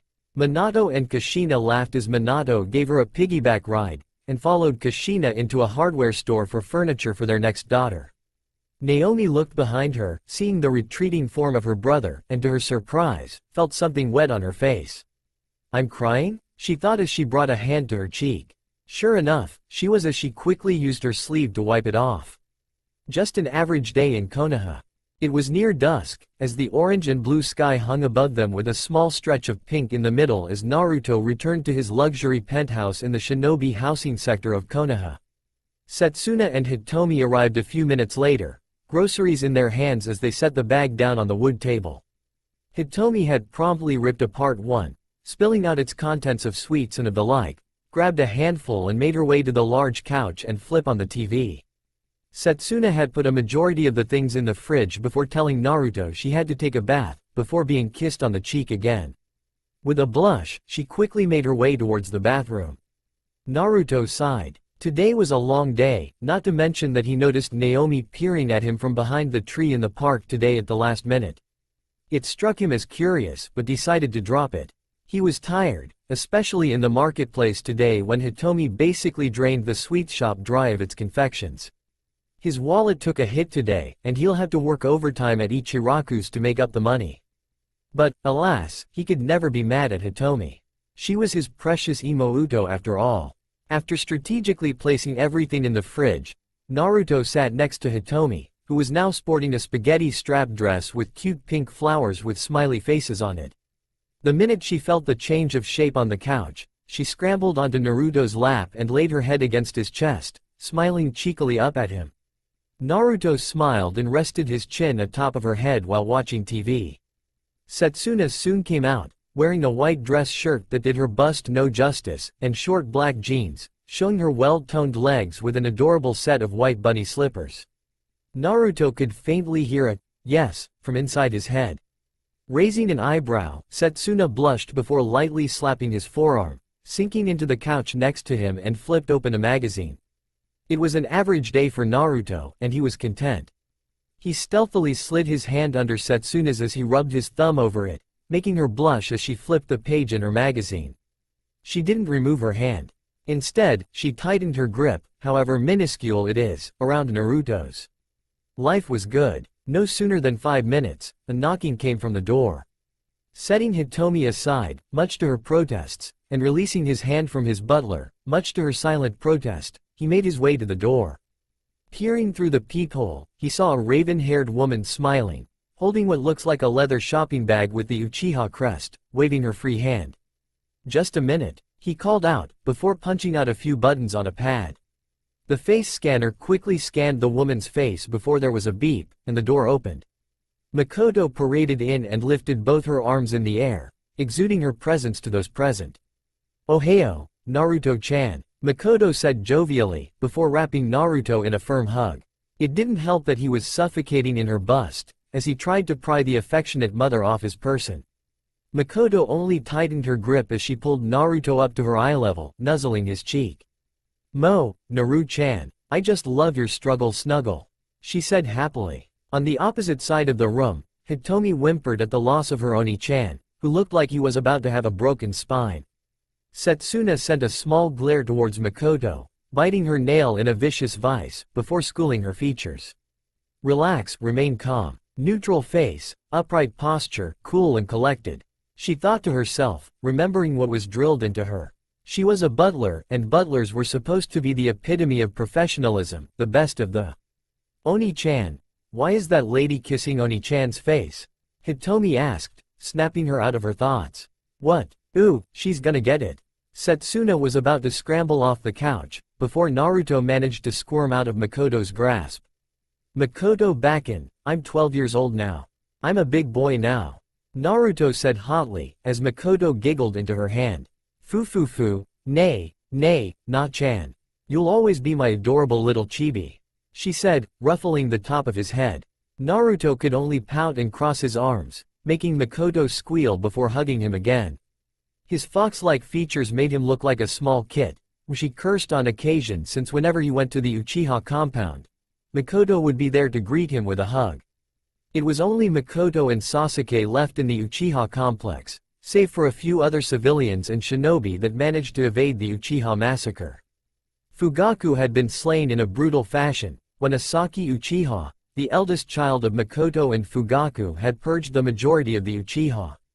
Asaki had spared Makoto and Sasuke, as an act of mercy, telling Sasuke to live free, before she vanished. The civilians and ninja that were spared were mainly envoys who weren't around when it happened, as they were in other villages to sell their wares or act as liaisons between the villages, or were on vacation. When they returned, they were shocked to see the ghost town of the former mighty Uchiha. Being the widow of the clan head, Makoto was elected as the current Uchiha clan head, with Sasuke as the heir instead of Asaki, who was placed as a missing nin in the bingo books, listed as S rank. Through strenuous operations, they're slowly making recovery for their loss. However, it was soon discovered that a large amount of the slain Uchiha had their eyes removed during the autopsy, that sent the bureaucracy of Konoha wanting her head, implying that she had taken the eyes. Makoto and Sasuke knew she wouldn't, as she was crying openly when Asaki and the two met.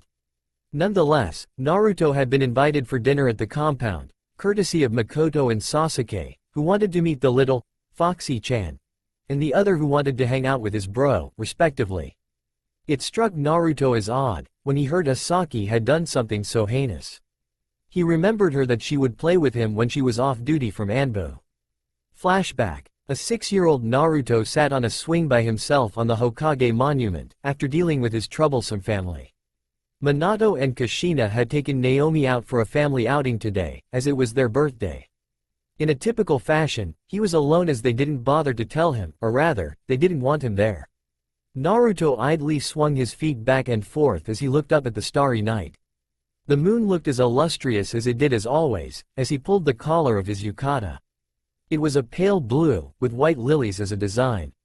His sash was loosed a bit, to allow the V-neck of his yukata to droop. Naruto continued to admire the night, as the Kyuubi festival was happening down below when he felt a gust of wind. Shivering, Naruto pulled on his sash to keep himself warm, before he felt a pair of warm hands on his small shoulders. The hands started to roam down towards his arm, before rubbing them, making Naruto relax from the menstruations. He looked up and saw a pretty pale-skinned beauty, her hair pulled into a ponytail as her onyx eyes bore into his sapphire blue, with a minute smile before her face reverted to a neutral expression. "Hi, pretty Nei-chan," Naruto said, smiling at his newly acquired sister. She removed her hands and sat next to Naruto on the swing, sitting at an angle with her legs together to lean towards Naruto. "What's your name?" "Asaki Uchiha. What are you doing here, Namikaze-sama?" Asaki asked, watching Naruto grimace at her question. She thought she offended him, but he waved his hand. "Don't call me Namikaze-sama. I don't like honorifics or my last name. Just call me Naruto," he said, before sighing, deflating into his swing seat. A small silence passed over them before Asaki spoke again. "Okay, Naruto-san. Why aren't you spending time with your family?" she asked. Naruto's eyes darkened a bit. A family doesn't leave one of its members behind, nor do they neglect them, he said quietly. Asaki nodded minutely, confirming her suspicions.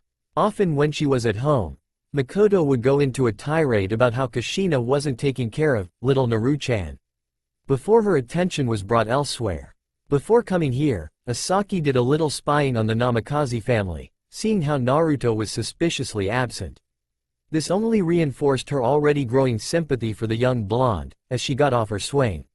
Naruto heard the creak of the chains from the swing before being lifted off his seat.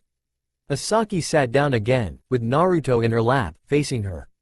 He curiously looked up at her with a frown, before he felt Asaki run her fingers through his hair. Naruto was shocked, as all the Uchiha he knew, save for Makoto and Sasuke, were stiff, upper-crust nobles. Quite frankly, he thought they all had sticks up their asses. However, he decided to add a Saki to the already small number of Uchiha who didn't as she rubbed his back and petted him. Relaxing, he leaned forward and rested his face against her abdomen. After a few minutes, he looked back up at Asaki, who met his gaze when she felt the weight of his head off of her chest. "Thank you, Nei-chan," he whispered quietly. Asaki nodded slowly, studying his face before smiling. Her attention was diverted to the 3 whisker marks on both of his cheeks, curious if they were scars or tattoos. They always intrigued her as no one else had markings like that on their face, and started to run her thumbs across his pudgy cheeks. Naruto froze, his back shooting up as he felt Asaki run her fingers across his cheeks. Try as he might, he couldn't move as he felt something well up from his throat.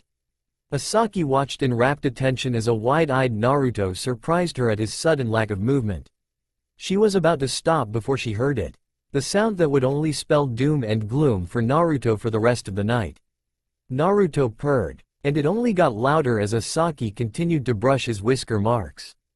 Naruto was apparently oblivious to the sounds he was making, as his mind was turning into mush under the pleasure he was feeling. Asaki's own eyes widened as she gasped a little, her eyes getting a bit starry-eyed at the magnitude of kawaii Naruto was outputting. On her inner kawaii scale, Naruto's purring was off the charts, as she let out a very quiet squeak. Squee! She promptly tucked Naruto, a very still and complacent Naruto, who was trying to gather himself, and ran off with him under her arm, heading towards Anbu HQ. It was all girls' night at HQ, and she just had to bring her new toy.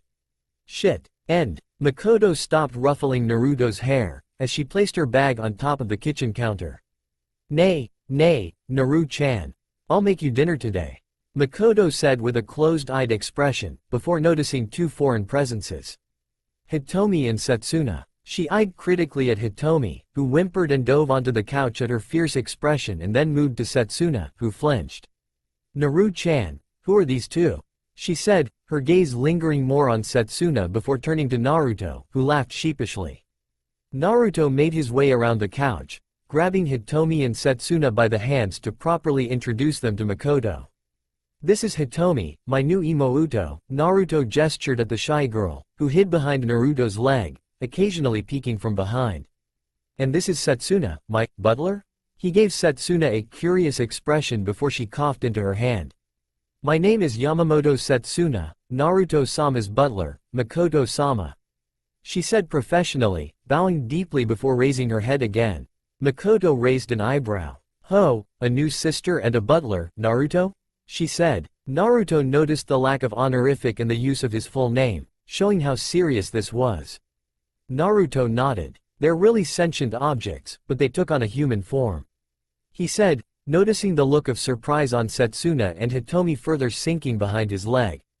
Makoto adopted a suspicious expression, before sighing. Well, alright I guess. She said astutely. But Naru-chan, you had to tell me this earlier. She whined like a child, stamping her foot. Naruto chuckled nervously. Sorry, Ba-chan. It slipped my mind. I didn't even know you were coming over either, so I wasn't prepared. He said, rubbing the back of his head. It's okay, Naru-chan. I can't stay mad at you for long. She said, pinching his cheek. She let go, noticing his pained expression before shooing them away. Now, shoo, I need to make you dinner, she said, as the 3 slinked back onto the couch. Where's Sasuke? Is he alright? Naruto asked from behind the couch, his attention glued to a documentary on how ramen was made as Hitomi and Setsuna peeked from the top, looking warily at the Uchiha matriarch. Oh, he's fine. He's spending the next few nights at the Harunos, she said, her eyes undrawn from chopping ingredients. The rest of the night was silent, as the chopping of ingredients and sizzling of the pan was drowned out by the low hum of the hood atop the oven and the TV. Is it a good idea to tell her what we really are? Setsuna whispered, drawing Naruto's attention away from the TV. He saw her and Hitomi's worried expression before he mussed their hair. Ma, it's fine. You can rely on her to keep a secret, he said, as the 2 females sighed. She's scowy, Oni-chan. Hitomi whimpered adorably, before Naruto laid her across his lap. He tickled her tummy as she giggled uncontrollably. Now, turn that frown upside down, imouto, Naruto said with a smile. With a pout, Hitomi removed herself from his lap and laid her head against his side. He then turned to Setsuna, and with a predatory grin, pulled her head onto his lap. Confused at the sudden interaction, her eyes went to Naruto's face, who with a smile, ran his hand through her hair. She was about to retort before Naruto placed a finger on his lips with a silent, "Shish." She relented, and rested on his lap as he continued to play with her hair. After a while Makoto called them to dinner, before Naruto had excused himself to wash his hands. Hitomi and Setsuna went to follow, before Setsuna felt a hand on her shoulder. She turned around to face Makoto with a hard expression, as Naruto and Hitomi disappeared into the bathroom and shut the door. "Now, listen here and listen well. I know Naruto loves you and the other chibi dearly." Setsuna blushed at the word, love, despite having an indignant expression. "But understand that if you hurt him, I will have your head. You probably know what he's been through, but understand this." Makoto went closer as Setsuna walked backwards, before her back hit the wall. With a thump, Makoto's arm shot out and struck next to her ear, earning her full attention as her eyes projected fear. "I have a very particular set of skills. Skills I have acquired over a very long career in Anbu. Skills that make a potential nightmare for people like you." Makoto's hair started to cover her face, leaving only her eyes visible. A black miasmic aura started to radiate off her being, spelling death should you cross her. "If you treat Naruto well, that'll be the end of this talk. I won't bother you, I won't confront you. But if you don't, I will look for you, I will find you, and I will kill you." To end her point, her eyes glowed blood red as her Sharingan spun furiously, promising sudden death. Setsuna could only nod quickly, hoping that appeasing the demon in front of her will make it go away. Just as quickly, Makoto reverted back to her normal appearance, as it never happened at all. "Good, we're on the same page then, I'm glad to hear it," she said happily, before returning to the kitchen to plate up the food she cooked. Setsuna slowly slumped to the floor, her head down as the bathroom door opened. "Your turn, Suna-chan," Naruto said as Hitomi followed him. "Hitomi's right, she is scary," was all that was going through Setsuna's mind as she proceeded into the bathroom. After dinner, Naruto said he had to do something as he bid Setsuna and Hitomi goodbye, as well as Makoto, who made her intentions apparent when she said she'd be staying over until Sasuke returned to the compound. Naruto changed his attire to a blank white shirt and faded blue jeans, while wearing a black hoodie and sneakers made by Shiniki. Their slogan, "Just kill it," had always amused Naruto. Naruto started running up the wall with his chakra before jumping over the rooftops of various buildings, sometimes alternating to tree branches if there was no more building to jump over. Eventually, he reached his destination, having always visited every 2 months. The Namikaze household. He sighed as he went to the base of the building, the wall that would lead to the window to his bedroom. Using his chakra, he walked up the wall and propped open the window, and set a foot on the windowsill before he saw the 3 people he thought he wouldn't meet. Not this early. His former family. Naruto met their gazes before exhaling slowly. "Well, shit. Earlier. Dinner's ready," Kushina shouted aloud as she finished adding some garnish to the ramen she was making. 3 large cylindrical pots were occupying the stove as she ladled some noodles, pouring it over with some broth and topping it off with some meat and vegetables. 3 minutes later, Minato came clunking down the stairs while Naomi practically bowled him over, shoving him hard against the railing that he fell through the gaps. Kushina tried to hold her laughter as Minato struggled to stand back up, as Naomi was already stuffing her face of the delicious noodles. Soon, the 3 were dining and talking animately about their day. "So, Mina-kun, anything interesting happened today?" Kushina inquired as she drank the broth and stood to refill her bowl. Minato sighed. "The usual things, Kushi-chan. Paperwork, assigning team missions, paperwork, sending out letters to other nations, a council meeting and paperwork," Minato said cheekily. Kushina rolled her eyes. "Well, you better clear up a few days for me, we're going baby shopping." Kushina cheered. Minato raised an eyebrow. "For what?" His response was met with a ladle to the head as he clenched the spot Kushina hit. "For the baby of course, baka." Kushina frowned. Minato rubbed his head sheepishly. "Ah, Gomen, I thought you'd forget. It was already a nightmare trying to get new things for little Naomi here. She was quite the spitfire back then, ain't that right, Naomi?" He ruffled her hair. Naomi pouted as Minato messed with her hair. She still is. Oh, have you found a boy to crush on yet? Kushina teased, making Naomi blush. Minato gasped. Kushina, I'll be damned if some little runt takes my only child away. Minato emphasized by slamming his fist on the table, making Kushina's bowl splash some ramen and broth on her clothes. Her eyebrow twitched. Naomi flinched, but Kushina and Minato didn't notice. Well, that won't be the case in a few months now, wouldn't it? We have baby number 2 coming along soon. Kushina patted her bulging belly. Little Haruka here is gonna be stirring up trouble in 3 months, TT Ebane. Minato smiled wistfully as he got up and embraced Kushina from behind, kissing her cheek as his hands patted her belly. I bet she'll have your little verbal tick too. Minato laughed. Kushina reddened in embarrassment. You better not have jinxed it, Teme. I tried hard to hide it. Databane. Kushina mumbled the last part, much to Minato's secret amusement. However, Kushina saw and her chakra chains started to dance behind her. Quickly, Minato bolted from the kitchen. Get back here, Minato. Kushina gave chase, leaving Naomi alone in the kitchen as bangs and girlish screams echoed from the house. She sighed. Oni-chan, Naomi whispered, making circles with her finger on the table, looking sad. After a brief stint of silence, Kushina dragged Minato back into the kitchen by the collar as he stretched his arms to Naomi. Naomi-chan, help to-chan, help, he cried before Kushina bopped him again with the ladle. To their surprise, Naomi stayed silent before getting up from her seat and going upstairs. The couple paused as they looked at each other, before entangling themselves and followed Naomi. Naomi reached the top floor as she walked past her bedroom door, going to the end of the hall. Kushina and Minato followed, looking uneasy as this was something new for how Naomi was acting. Reaching a window, she turned to face the door which she knew used to be Naruto's. It was a blank door, looking similar to all the other guest rooms. Bracing herself, she grabbed the knob and noticed how stiff it was. She tried to turn it but it wouldn't budge. A seal made itself visible on the doorknob and the door itself, much to her surprise. Minato came from behind, inspecting the seals. A lockout seal and an event seal? Minato remarked as Naomi turned around. What do those seals do, to-chan? Naomi asked as Kushina bumped in to explain. Well Naomi, a lockout seal is a seal that's designed to prevent intruders from entering a certain area. Kushina pointed to the doorknob. In this instance, the door is prevented from opening by normal means. She moved her eyes to the event seal. An event seal, however, is something that triggers something to happen if the door was ever compromised. Kushina narrowed her eyes as she studied the seal.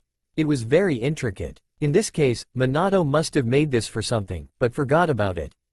Kushina shook her head. What a dummy. Kushina? I didn't make those seals. Minato said, making Kushina frown. If you didn't, then who?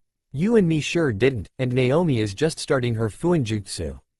Was it an intruder? Before either one could say anything, Naomi raised her leg, pushed chakra into her kick as the door exploded into splinters. The room was dark, save for the beam of light that came from the window, shining onto the bed. The blanket was gray as the pillow was covered in dust. The second the trio set a single foot in the house, they were being led by an invisible force toward the wall adjacent the door. What's going on? Naomi panicked, trying to regain control by squirming. I don't know, and I don't like it. Kushina was just behind Naomi, her arms flailing as her feet didn't respond to her call. I'll try to hear Ishin out. Shit. A barrier. It disabled by seals, but how? Minato struggled but the trio soon stopped at the center of the back wall. A resounding crack lit up a light source on the wall behind them as it shone on a sketch. Through the use of seals working behind the scenes, it made the sketch large enough to see clearly. Is that us? Minato said as he looked at the crude drawing. It was done in crayon as it showed a blonde-haired stick figure, a red-haired one and a smaller, orange-haired one propped on one side of the paper. The backdrop featured grassy zigzags on the bottom, symbolizing grass and an obnoxious yellow sun in a corner, with a smiley face inside it. The three didn't understand until something shimmered on the other side. While the caricature of the three had smiley faces, a short, blonde stick figure had a sad smile on it. What does this mean, Minato-koi? I'm scared, Kushina uncharacteristically remarked. Being the red-hot habanero, scared wasn't in her dictionary until today. Minato could only offer silence while Naomi waited with bated breath. The next sketch was of a wooden house, barely discernible as the sketch was drawn in slightly better quality. The same red blonde orange stick figures were outside of the house, but the other blonde figure was looking out of what seems to be a window. They had the same faces as the first sketch. The sketches kept getting better as the drawing switched from crayon to color pencil, then to pencil to soft charcoal. Likewise, the quality improved in each drawing as more lights illuminated, each sketch depicting the Namikaze family and the mystery boy. In the sketches with pencil and soft charcoal, the sketches had accurately resembled the family, but the mystery boy always had his head and eyes shaded out, only showing the bottom half of the face. The lips were set in an eternal frown and in some, what looked to be streams of tears. The sketches also had odd numbers in a blank corner of each one. 7, 4, 5, 9, 8, 11. There were several repeats of the numbers from 4 through 11, with a few repeats of 12s. Wait, that's the time Naomi and I went to the park, and that's the time you and Naomi went to the Kyuubi festival. I couldn't go because of Hokage duties, but... Minato trailed off, Kushina nodding as she remembered those moments well. They soon realized that the sketches were depicting their moments in history. As soon as I find the creep stalking our family, I'll beat the tar out of him. Kushina and Minato shared the same sentiment. It soon became odd when it transitioned to what seemed like the boy playing with a rabbit. With a crown. These sketches were drawn in soft charcoal, in high-grade material as it started from the number 6 this time. Each drawing had shown the boy smiling, albeit his top half of his head were still shadowed. The bunny seemed to at first to evade the boy in the first few paintings, however it soon gradually stopped running before gradual acceptance in the latest few. It was a few seconds before a large, circular light shone from the ceiling. It looked like the moon. The trio's eyes were drawn from the apparent moonlight towards the wood floor, where a large drawing was illuminated. It stretched the whole floor, save for the space the bed, desk and shelf were occupying. This sketch, however, was colored in. On the right side, shone a beautiful pale woman with small, noble-esque eyebrows. She had 2 horns and long, silver hair and was dressed in a Miko garb. Magatama decorated the collar and cuffs of the priestess garb as her face was turned to the left, smiling affectionately. She had a faint blush, and a crown of grand design hovering above her head. Her right hand was grasping the figure's left hand. The boy seemed to meet the same height of the beauty, dressed in expensive, high-quality clothing. However, like prior, his upper half of his face had been shadowed, but the lower half was smiling toothily and a faint blush was visible as well. On top of where his head would be, a crown was there as well, but it was of even grander design, signifying the higher position of the two. The number in the corner was 13. What does this mean? Kushina whispered. Her head was racked with thought, as was Minato's. They didn't notice the wide, misty-eyed expression Naomi had. As if answering, the lights snapped shut as they heard a flipping motion. Then, the moonlight shone on the center image. It read, Naruto. Gu. GL. 0S33GC. Suddenly, Minato and Kushina were assaulted with memories of their estranged son. Their eyes widened astronomically as they came to a sparking realization. No. Kushina collapsed on her knees, as Minato's face was stricken with horror, as he collapsed and started to backpedal. As they did this, each light shone again on all the previous drawings, as Naruto's name appeared in the same messy font, as if done by a paintbrush splattering on a canvas. The sketches flipped over again, except the shadowed part of the boy revealed the full face of Naruto. It stung the three, especially the ones that looked like Naruto was crying, and it got progressively worse as Naruto's sketches improved, since they captured more detail of his anguish. The final sketch, of the woman and Naruto smiling made their heartstrings twinge, before each sketch faded into nothingness. The three were silent, save for their sobs before a clunking sound came from the window. Their eyes widened when the window was pushed up and a foot landed on the windowsill. A body followed the foot, as did a blonde mop of hair. The person looked up for a few seconds, before exhaling loudly and muttered something. Well, shit, omake. The girls were talking about how their day went in the Anbu HQ.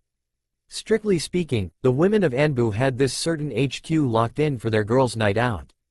The male Anbu were relocated, as for their own safety, since angry women spelled certain doom for anyone who came at an inopportune time. Especially when it was that time of month for some. I swear, Yuta and Rika should get together already. Yugo exclaimed. Her lower half of her body was underneath a low-rise table, where there was thick, fluffy material hanging from the already short table as a plate of snacks covered every inch of the table. They're so cute, especially Rika, with the eye patch. Anko shared her sentiment, as she sat adjacent of Yugo. She rested on her side as a pillow supported her elbow, supporting her head as she watched the large television. Maybe I should get one. Peeved, don't be ridiculous, Anko. I remember, when we were kids. You were a chunibyo too. When you came to class dressed in a black ninja outfit and said that you were, and I quote, beware, peasants. Mystic shadow nin, Mitarashi Anko shall protect from the shadows. Because you thought the Anbu before were cool. I couldn't stop laughing, Yugo remarked, snickering when Anko blushed, before kicking Yugo from under the table. You Urusai. That was only a year in school. She blushed in embarrassment. Ma, it's okay Anko. I thought it was adorable. Kumiko Natashi comforted Anko, rubbing her back in silent support as she smiled. She had a braided hairstyle with innocent eyes and a pale face. That was the funniest shit I've seen all year that time. You had a red scarf wrapped around your mouth and everything. Aika Sutando laughed, nudging Yugo with her elbow. She had a tan complexion, with sharp eyes and pouty lips. Anko was about to unleash hell when the door suddenly slammed open. The four Anbu snapped to defensive positions when Asaki stormed in, closing the door with her foot with Naruto in tow. He had fallen asleep at some point. What's up, Asaki? Why do you look like you found Konoha's eighth wonder of the world? Yugo asked, her eyes drifting to Naruto's sleeping form. And who's the runt? He's Yondaime-sama's son, Naruto. Asaki said, while laying him in her lap. He looks like a cutie. Anko remarked offhandedly. Why's Naruto here then? Aika gasped. Asaki, you didn't kidnap him, right? She said with a faux shocked expression. Asaki-san, I expected better. Stealing a little boy. Look at how innocent he is. Kumiko crinkled her eyebrows, her eyes showing disapproval as she frowned. No, I didn't kidnap Naruto. Watch, Asaki said loudly, before sheeing them and motioning them closer with her hand. Raising eyebrows, the four leaned in as Asaki maneuvered her index fingers to Naruto's cheeks. Look, do you see these markings? They look like whiskers, right? Asaki said giddily. The four raised an eyebrow before look at each other, nodding slowly. When I rub them, he purrs. Asaki said, her eyes gleaming as she slowly moved her thumbs over Naruto's whisker marks. Her eyes sparkled as they touched his cheeks, and she started to brush them horizontally. What a crock of shish, wait, what? Aika was about to call Asaki out, before she heard a guttural noise from the tot. He's actually purring. The foo, Anko was about to finish, before Yugo shoved her hand in Anko's mouth, her eyes never leaving Naruto. He continued to purr, much to the five's delight. Isn't he adorable? Asaki said, as the other four Anbu crowded around Naruto watching with fascination. However, Naruto only amplified that feeling when he turned around, making grabby motions with his hands. His hands landed on Asaki's clothes and he pulled himself in, snuggling to them as his legs kip up into his belly, and his hands bent, like a fox. All of the Anbu, save for Asaki, squeaked in delight, as their kawaii meters shot out of the roof. Anko started. So, Kumiko with the assist. Damn, Aika, with the pass. Good. Yugo, with the slam dunk. The other three joined in the shout, as they poured over Naruto. Look, he's waking up. Shush. Asaki harshly whispered as Naruto started to stir. He looked up, meeting 5 pairs of eyes as he blearily made out the faces. So many pretty Nei-chans, Munya. Naruto sleepily said as he smiled, going back to burying himself into Asaki's soft clothes. There was dead silence, before the group broke out in whispers. Asaki, I think you really have found Konoha's 8th world wonder. No, Konoha's greatest world wonder. Anko said, her eyes wide. Weaponized cuteness. Yugo said, her eyes sparkled. That's dangerous, Asaki. It made me break character. Aika replied, her hand over her face as her irises shook in their sockets, shocked by the effect the little runt had. He's just like a fox. Kumiko gushed, bringing the whispers to a dead halt. Just as sudden, Yugo dived out the window and ran, heading towards the marketplace. The other four didn't notice as they were entrapped in Naruto's purring, before Yugo came back 5 minutes later. With a plastic bag. "Girls, I think I may have the weakness to women in my hands," Yugo said ominously, as she kneeled with the bag. "What, as if he wasn't already?" Aika asked, too engulfed at Naruto. "Here, watch," Yugo set the bag down, before opening it. "PJs?" Anko said as she grabbed a panda one out of the bag. Asaki was too busy, being a mother hen at the moment. Full-body animal PJs. They were available at a flash sale at the festival today. Yugo fished out a certain orange one, which drew the other four ANBU's attention due to its bright color. Yugo smirked deviously before unfolding it, revealing a fox PJ. It had the pointy ears on top and 9 tails at the bottom, a hole for the face and a zipper on the side of it. Asaki quickly snatched it, boring her eyes into each of the four, her Sharingan spinning. This is truly the greatest thing to come to Konoha," Asaki said wisely, the other four nodding sagely. "We must use this at once," Asaki said, before the 5 started to fantasize at the imagery. Quickly, the 5 had nosebleeds. 10 minutes later, armed with a video camera, tissues and other items, the 5 Anbu returned to a sleeping Naruto. Earlier, the 5 had cleared out a room of its furniture, having prepared the room that covered the floor in mattresses. The 5 were dressed in their nightwear, each sporting some pretty racy lingerie as they came to retrieve Naruto. Carefully treating him like glass, they diligently made their way to the room and set him softly in the middle. The bag of pajamas sat in a corner, as did a large bag of snacks. A TV stretched the wall as the 5 sat around him in a circle, giggling. This is the best night ever," Yugo pipped, much to her support of her fellow Anbu. Quickly, the 5 stripped Naruto to his boxers, blushing slightly as they thought of how much a bad time this'll be if someone were to see 5 ravenous young women stripping an adolescent. Shaking it off, Kumiko unzipped the fox pajama before Aika had put Naruto into it. Successfully putting Naruto's arms and legs in, as well as his face without waking him up was an achievement in itself, as Asaki zipped the zipper. The 5 stared in awe as Fox Naruto laid asleep, curled on the soft cushiony mattress. All the while, being videotaped. The 5 were now debating who gets to pet him. Picking straws, the order was decided as Aika, Anko, Kumiko, Yugo and Asaki, much to her dismay, and before they could break, Naruto started to stir. The 5 froze as Naruto sat upright, rubbing his eyes from the crust sleepily. As to their infinite fascination, the fox ears on the pajamas seemed to twitch and the 9 foxtails dance, as if they had a mind of their own.